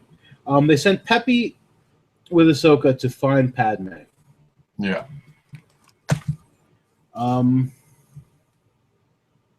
I got robo-lobotomy written here again. Was there a second robo-lobotomy at this point? They're Anakin. They're analyzing more data from more lobotomized droids. Okay, so it's like this is like now a regular thing. Yeah, that's when they find out that he's going to deploy the virus bombs to other star systems as well as the one they're in. Yes, key star systems. Yeah. The better to spread through the galaxy. One each to a key star system. Meanwhile, so based on the information they got, we also get like a complete readout of the base. They did a geoscan. Mm-hmm. We know where the base was, and we get a whole little readout of the underground base. And once again, we get Obi-Wan, regardless of what he would actually do, Obi-Wan's plan is to risk Padme's life if they need to. It's like, you know, I mean, sure, save her if it's possible, but better than Padme die and all of Naboo than the entire galaxy. Yeah. The good of the many. Yep. Anakin's really on edge, and he's kind of like, you know, he's got that like pacey, like angry thing going on. Yep. He stays this way through the next episode as well. Yeah. It's definitely noticeable his they're definitely laying groundwork for her being the trigger that sets him off. Right. But to his credit, I mean, he says to Obi-Wan at some point, like to Obi-Wan's credit, he's just like, you know, why aren't you like flipping out too? And Obi-Wan's like, you know, I kind of am. I just like hide it a lot better than you, dude. It's like, you know, yeah, because Anakin wears his emotions on his sleeve. He does. Ahsoka sets off a bomb as a distraction. And was that a knock on my door? Or was that like the dog like hitting something? I think it was the dog hitting something with his tail. Kind of like a knock on my door. Fucking dog. Where was I? Anakin's on edge. Obi-Wan's hiding it better. Ahsoka sets off a bomb as a distraction. They're raiding the hatch. Right. And Obi-Wan kind of stresses again. He's like, you know, this is not about saving Padme. It's like it's about the safety of the galaxy. And Anakin says, like, I know what's at stake here. And I'm sure he knows what's at stake, but I don't think him and Obi-Wan agree on what it is. I mean, he doesn't have to say it out loud, but we know what Anakin really wants to save here. He's not looking to save the galaxy. No, he has a one-track mind when it comes to situations like this. Yeah. So they infiltrate the base. Rex and his team show up, and they start like this. Once again, she is like cutting through droids like nobody's business. Yeah. She is very good at killing droids at this point. My dog is like basically bouncing on the couch. Knock it off. Can you hear him? A little bit. Fucking dog. I love him.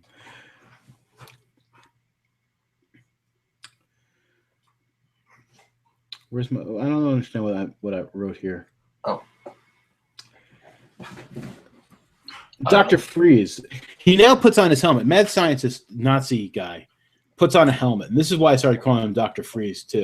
He now kind of looks like Dr. Freeze. Did he put it on because he's expecting to set off the bombs? Yes. I thought so, too. He's got the little turkey droid has got like an extra bomb.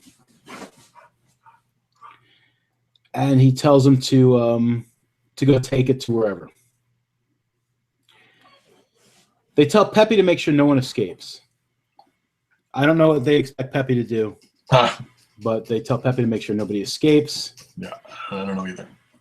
Obi-Wan shows up just in time to save Ahsoka. She's finally like, kind of outnumbered by droids, but Obi-Wan shows up. And Dr. Freeze says basically like, you can either capture me. It's like they catch up to him,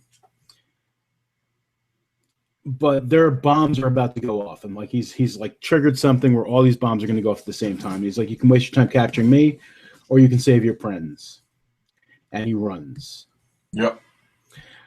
Obi-Wan actually tells Anakin at this point. He's like, go save Padme.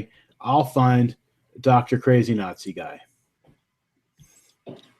Yeah, you can't just leave Padme at this point.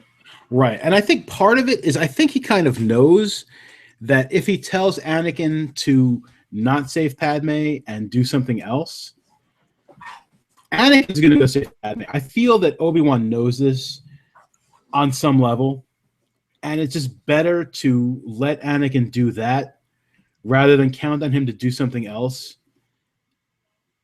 which he won't do because he's busy saving Padme for whatever reason, because they're friends or... I agree. He probably suspects stuff and definitely knows Anakin won't listen. Right.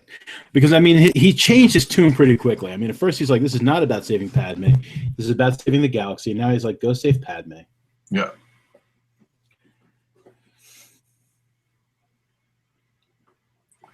So the droids are now, not the droids, the clones. The clones are now deactivating all of the bombs. All these bombs are about to go off.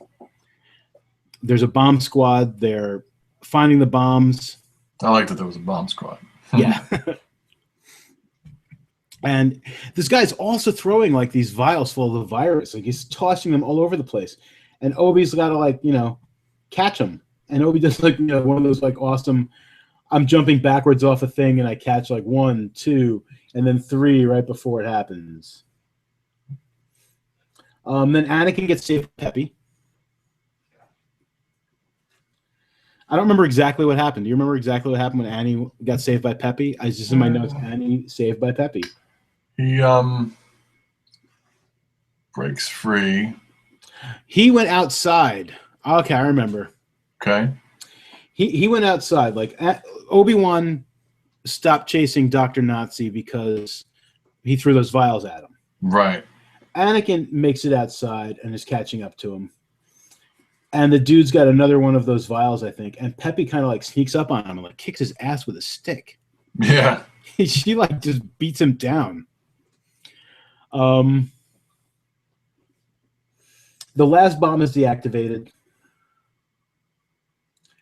We got the doctor, and Padme's okay. Everybody's okay. Everybody's happy. Another happy ending. I thought this was going to be a two-parter, but it's not. Just over. They saved the day.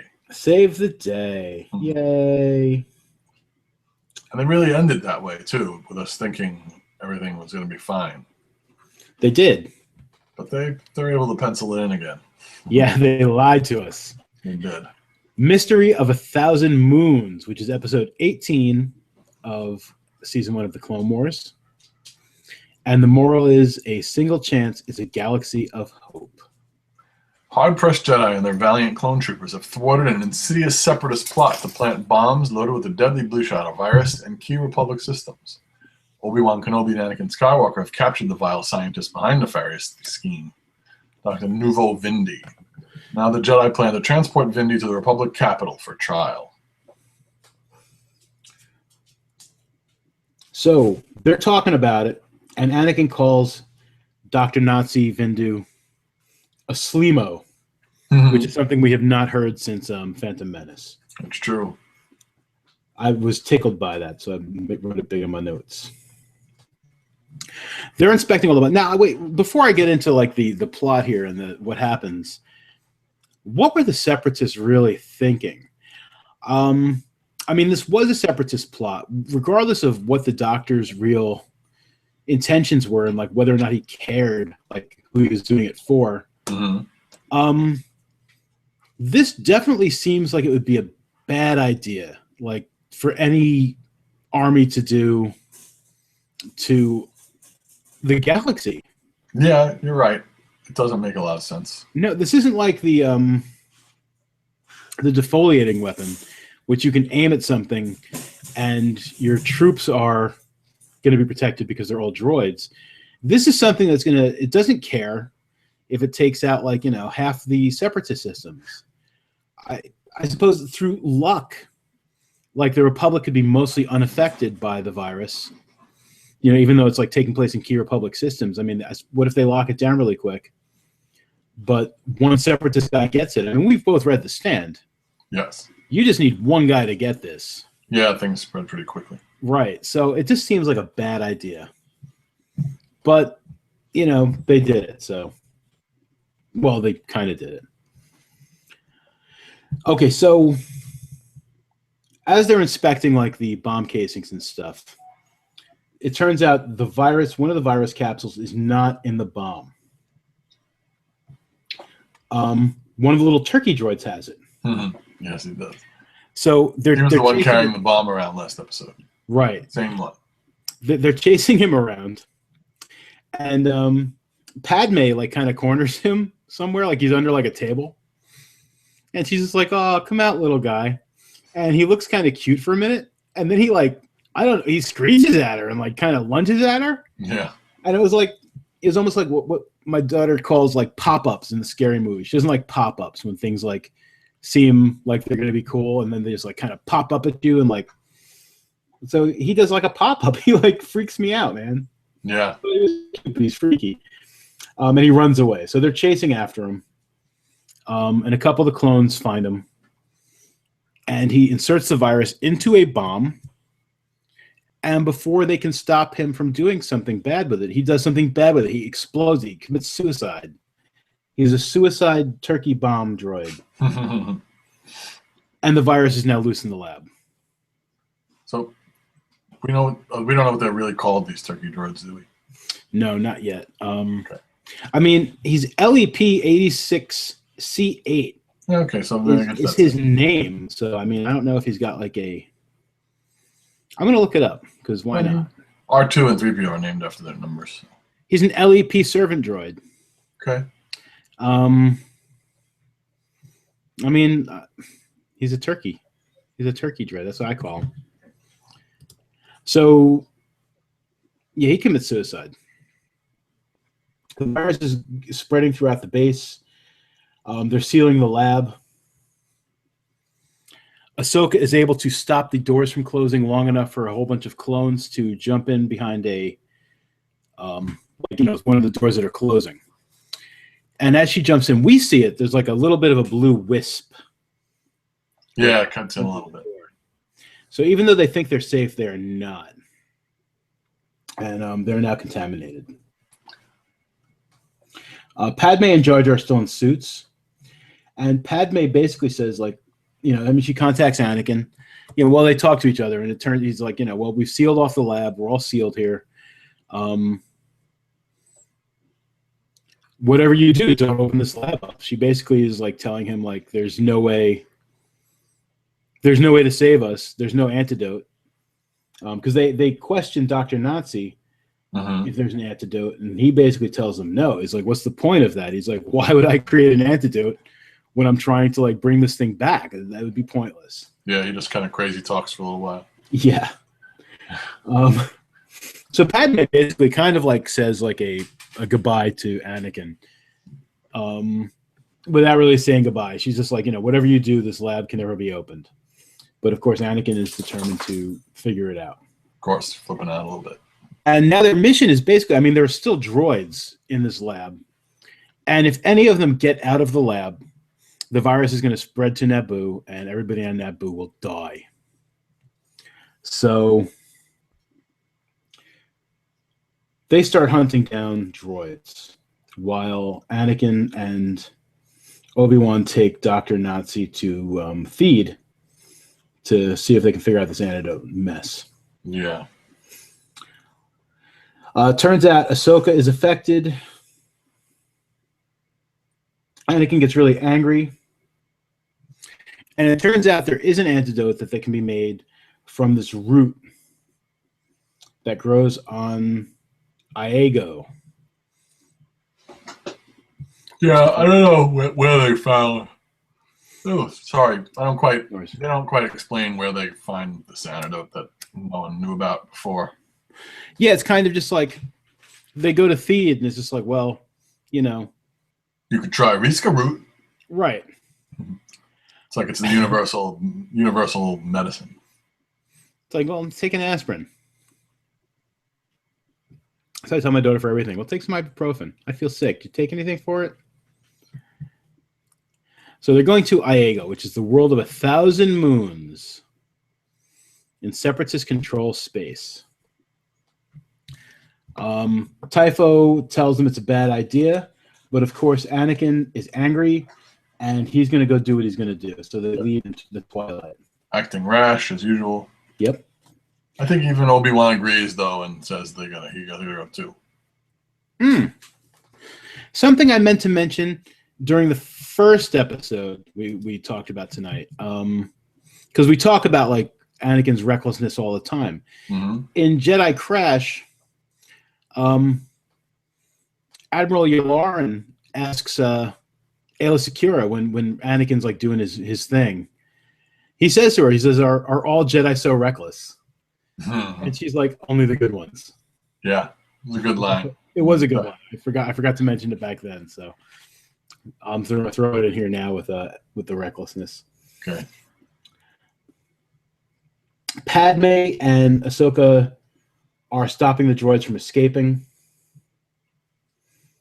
Droids are trying to cut through like hatches and stuff, and like the droids and Ahsoka take them out pretty readily. Yeah, they're stopping them one at a time. Yeah, they're pretty good at it. Skipping ahead a little bit. During all this, Jar Jar winds up tripping around and stuff. And he falls on Padme during one of these, trying to stop droids. And Padme basically becomes infected. Her suit gets knocked open. One of the hoses comes disconnected. And she is now infected as well. Yep, she takes off her helmet, joins the rest of the gang. Where's the line I wrote down? I wrote down a line where she says, what does she say? Blah, blah, blah. She says, these things tend to happen in a war zone. And I immediately think, these things tend to happen when Jar Jar fucking Binks is around. These things tend to happen in a war zone. So she's well, these things tend to happen. She's infected, but she's not stressing it right now. The important thing is that all of the droids have been destroyed. Ahsoka is weak. She's starting to die. I think one of the clones dies at this point. I don't know if we got a name for him. He didn't die cool enough, maybe, to get a name. Rex is sick. Ahsoka's sick. Padme's getting sick. It's bad. So we get to Iago with Anakin and Obi-Wan. And not only is this world surrounded by moons, it's surrounded by broken spaceships. Mm-hmm. It's a spaceship graveyard, Obi-Wan called these. It's like a graveyard of spaceships. They land on Iago and are immediately, these droids, battle droids, start marching towards them. And all the battle droids are saying like, "Welcome to Iago, Roger, Roger. Welcome to Iago." Mm-hmm. Anakin's all angry and stuff. And he starts like slicing through them. When he finally stops, when he realizes that like they're all kind of goofy and some of their heads are on backwards and there's like More faces goofy drawn than on usual, them. anyway. Yes, more goofy than usual. Obi-Wan was just kind of like watching all this, and he's just like, basically, you feel better, you killed a whole bunch of these like idiot droids. And that's when they meet Javo Hood.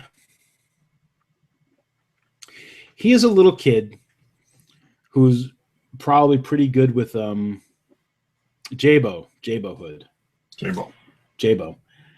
He's pretty smart. He reprogrammed all these droids. He repurposed them to basically be his like buddies. Yeah. It's a cool idea.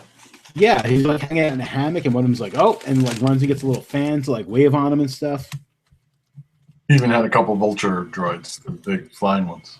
Yeah, he's programmed them to serve him. He's a pretty smart kid. And Anakin even gives him props for that, because Anakin used to be a pretty smart kid before he became a pretty stupid Jedi. Oh, that's mean.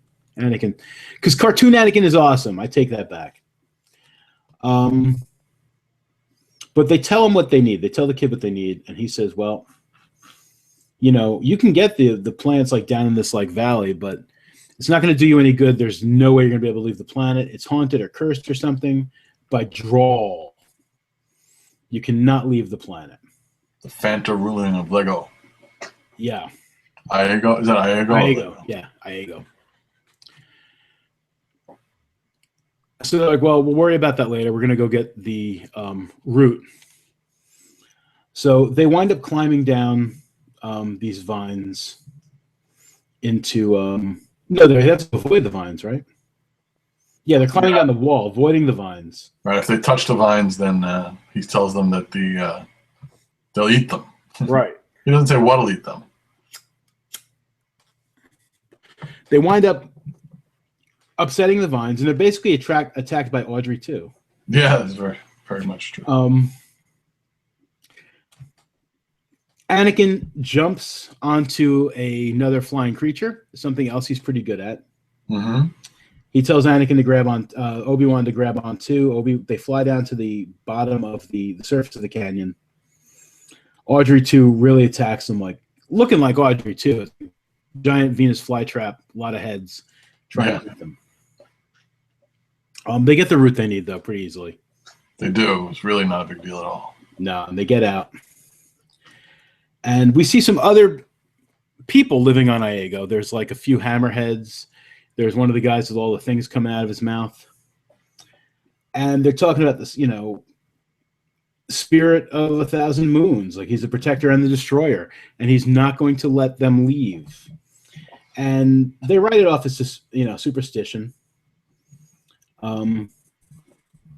Jabo mentions the fact that, people used to be able to leave here until the spice dried up and the separatists left, and now it's like nobody can leave.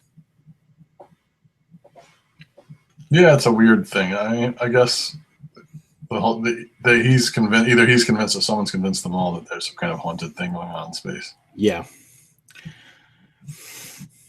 So they're basically trapped on this planet, perhaps. Ahsoka calls and lets Anakin and Obi-Wan know that like all the droids have been destroyed. There's no way the virus is going to get out. We won. And of course, Anakin gets mad because his wife and his Padawan are going to die. Of course. So he wants to get going. Obi-Wan is trying to slow him down, and he tells him, like, basically, in order to make a great leap forward, sometimes you need to take 2 steps back. Yes. And Anakin's response is like, and sometimes you just need the will to jump. More jumps. Yeah, which is like, all right, that suits him. He does that a lot. He jumps off of things, out of things. So there's a big town meeting. Well, at first they try to leave. Yeah, they were. They tried to leave and they saw the energy field. That's probably separatist. Right. There's a big laser net. And that's what Droll is. Droll is this big laser net that when people try to leave, this laser activates and it bounces off of all of this garbage and all these moons and satellites and stuff, and basically destroys anything that tries to go. So I mean, they're able to make it back down. When they get back down, they tell everybody. Right. They have a big town meeting. And there was this big moon, and they're just like, well, angels used to live on the moon. And they're like, angels? And one of the angels comes out. And so the angel is like a tall, slender alien, kind of looks like a fancy version of a gray, like maybe like a Spielbergian. And she talks like this. I am one of the... And the first thing I thought of when I saw it, have you ever seen the Simpsons episode with the X-Files? No, probably not. All right, Mulder and Scully were investigating alien sighting in Springfield. There was this glowing thing that kind of looked like that. Okay. It looked like a glowing alien. And it was like, I bring you peace. I want to give you love. And it was like very creepy. And it turned out to be Mr. Burns. Like every so often he gets like a treatment, and the treatment makes him kind of like a little loopy. And because of the radiation from the power plant, he glows in the dark. And he gets his like skin stretched or his neck stretched or something like that. And that's why they thought it was an alien. And this thing looks and talks like the Mr. Burns alien, which nice. I just thought it was awesome. So they come up with a plan. Okay. Because the kid has those vulture droids that you mentioned, they ask him if he can control them. He says, yep, I got a remote. They're like, give R2 the remote, and we're going to have R2 fly the vulture droids, and we're going to get out of here. We're going to take care of this shit. Yes. So they fly up into space. R2's using the vulture droids to like block lasers and stuff. And they see this thing. It's no space station. It's a moon. Yeah. Kind of like the reverse of a Death Star. It does have like a saucer-shaped gun. Yeah, it's very Death Star-ish, and it's firing a big laser. And even though the laser's like bouncing around, it's very Death Star reminiscent.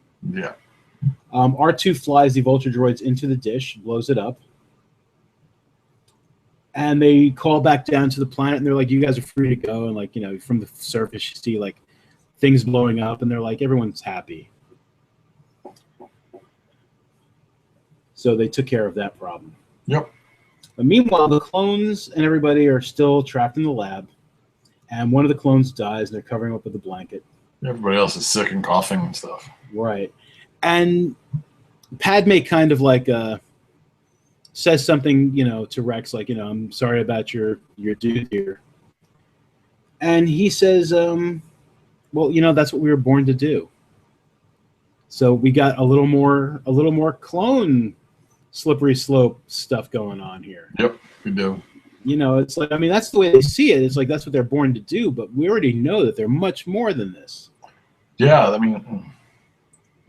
it's definitely like some of them have been convinced by, I don't know, by the Jedi or by the Geonosians.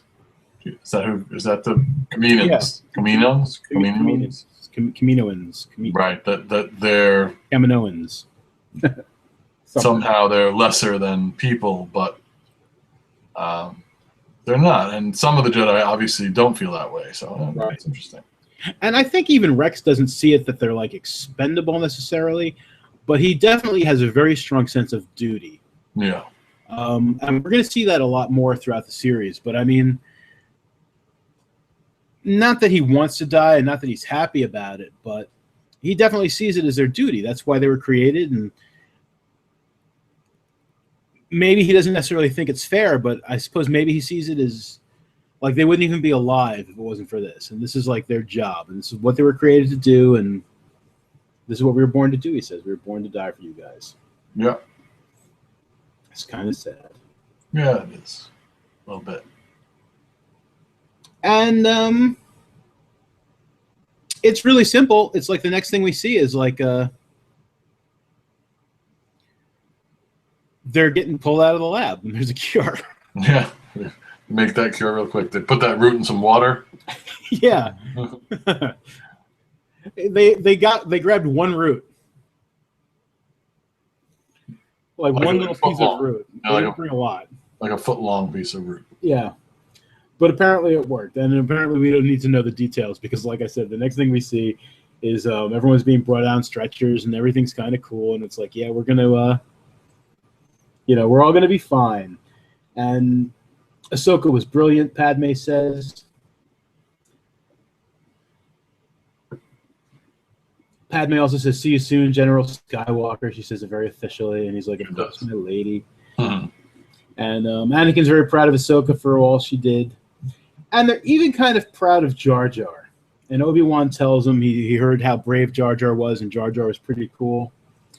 And he's going to offer him blaster training. He's like, "We've decided we're going to give you training with a blaster because you've proven yourself worthy." And yeah. Rex basically makes a comment that he's not getting involved in this. He's like, "I'm not doing it. I'm not training him in anything." It was funny. It was funny. And that's the end of that episode. Yeah. It was good. I liked this little arc. I mean, I'm liking a lot of it, so. Yeah, it's definitely really good. Again, I mean, Jar Jar doesn't even ruin stuff, even when he's like ruining stuff. No, he wasn't bad. Okay. And again, I mean, we're going to talk about it. I think for every single episode we do is more and more clone development, but we're also getting some other character development. We're getting more Anakin development. We're seeing more of his attachment. Attachment comes up a few times in this story arc. And we're seeing more how his attachment, like you said earlier, like, they're laying the foundation for what's going to be a big problem for Anakin down the line. Definitely are. We got to hope that Ahsoka is going to learn to not be so attached. She's got attachment issues.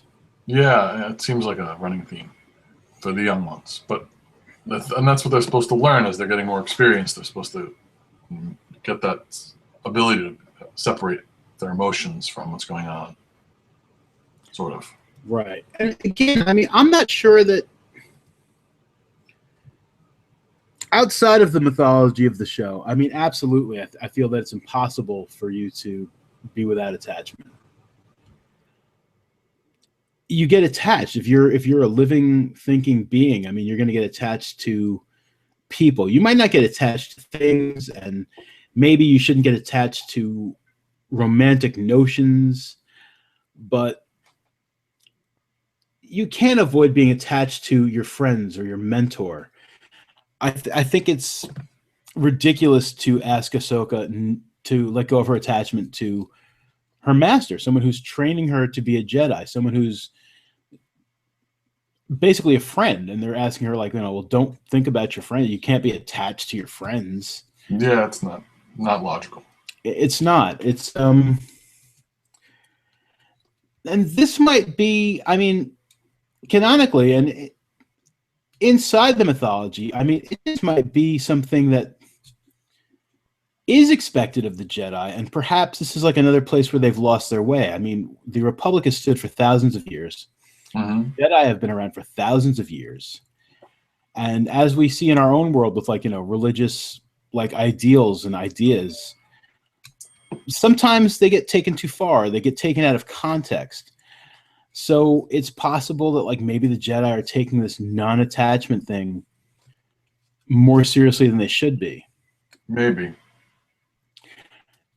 Because, like, I mean, to spoil a little bit of what's to come, I mean, it really seems that if there were allowed to be some sort of attachments and, like, people were trained to deal with attaching themselves to other people, maybe such bad things wouldn't happen in the future. Maybe. If he didn't have to hide his attachment to Padme, that might have gone differently too. Yeah. They're not trained to deal with what happens when they get attached. It's like, well, just don't get attached. and you're not allowed to get attached. So if you do get attached, like, don't come to me for advice because I don't want to know about it, because you shouldn't be attached to anything. I mean, no one flat out says that, but that's kind of like the idea. I don't know. The Jedi are in trouble, man. They definitely are. I mean, even if we didn't know what was going on, you definitely see signs of problems coming up. And this is one of the things I absolutely love about the Clone Wars, aside from the fact that I enjoy watching it. The creators of the Clone Wars, the people who write it, really seem to be very interested in filling some of the holes and trying to make sense as much as possible of some of the things that just don't make sense when you're just watching the movies. Yeah. And luckily, Lucas left enough huge gaps in the timeline that they've got time to do that. Yeah, they're able to put it in with lots of other developments, not just. If it were just a few things missing, it'd be tough to turn it into anything. Right, because I mean, all we've seen, like, if we only went by the movies, it's just Anakin whines a lot and marries a girl he shouldn't be marrying and whines some more until, like, shit just goes bad. Yeah, it puts a different perspective for me too, never having watched it before now. Because I listened to some Star Wars podcasts recently, and they destroyed the original trilogy. They bashed it like unrelentless. Really? I said unrelentless. They relentlessly destroyed not the original trilogy, the prequels. Okay. No, the original trilogy they love. Sorry. And so they and a lot of it was we didn't get any of Anakin's motivations, and honestly, now that seeing it makes it better. Maybe it makes the prequels even better. Yeah, I wholeheartedly agree. Yeah.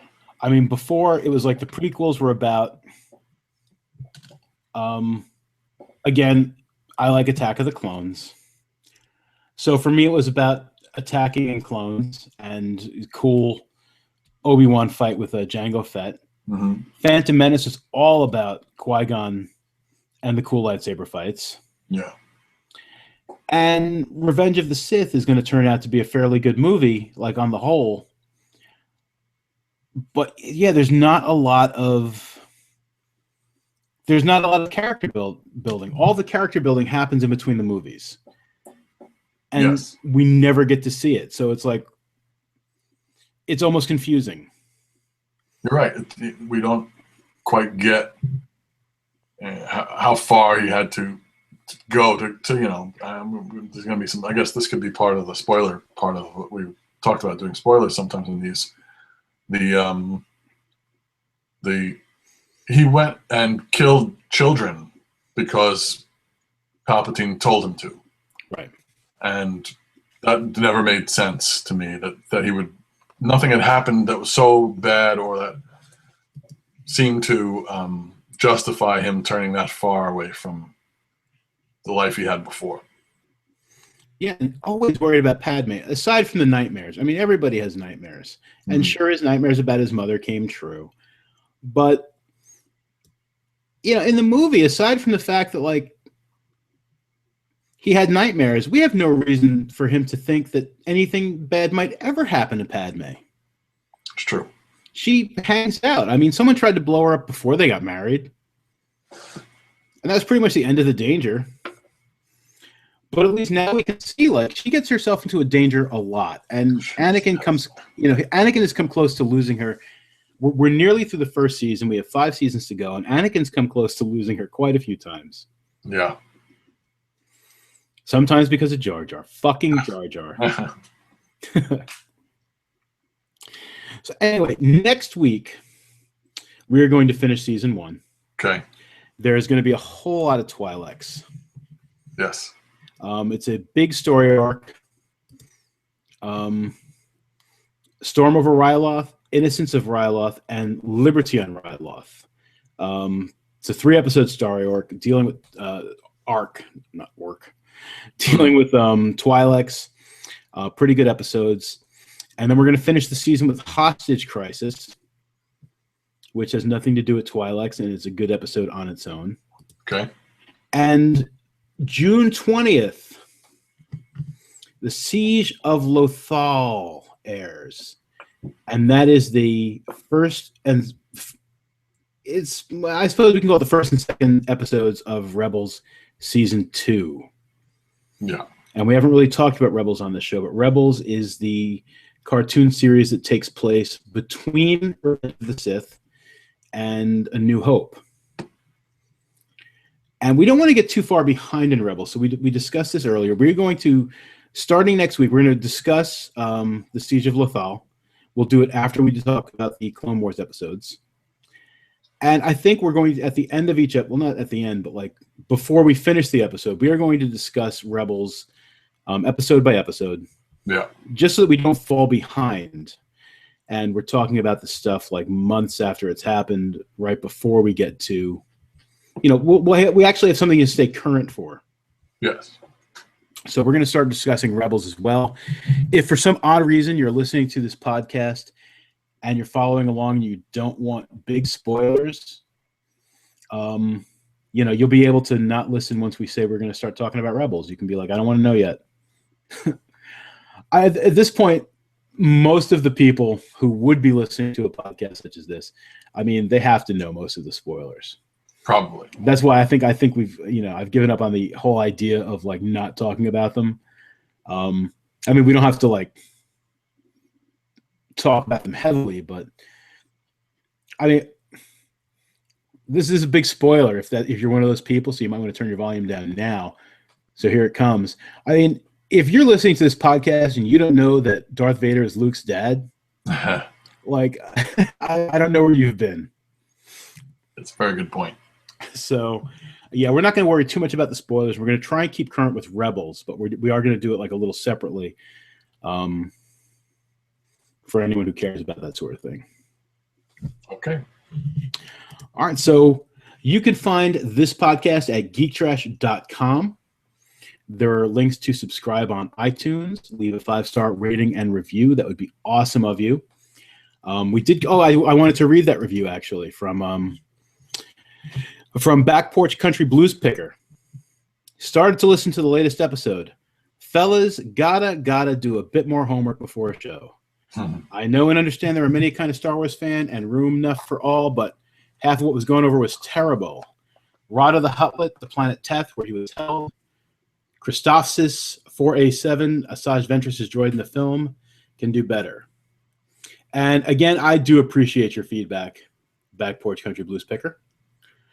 But there are many kind of Star Wars fan, and we're mostly we like talking about the Star Wars. We're talking about the Clone Wars, and we're mostly talking about just the character development and how it relates to the movies, kind of. Right.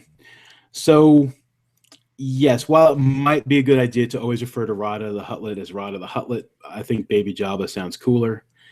The planet Teth, not as important as clone development. But again, I'm not trying to dig on you. I do appreciate the fact that you gave us some feedback. That was very nice of you. Thank you. We appreciate it. So more, you could do that as well. Again, leave us a 5-star rating and review. Joe and I also do a weekly podcast, mostly weekly, called Not the Show, and you can find that at nottheshow.com. I occasionally do some Dungeons and Dragons podcasts, and you can also find those at Geek Trash. And you can find me on Twitter at Dharma Bob. I'm on Twitter at Joey. Thanks for listening, folks, and may the Force be with you. And I'm going to stop recording and stop broadcasting, and I'm going to stop.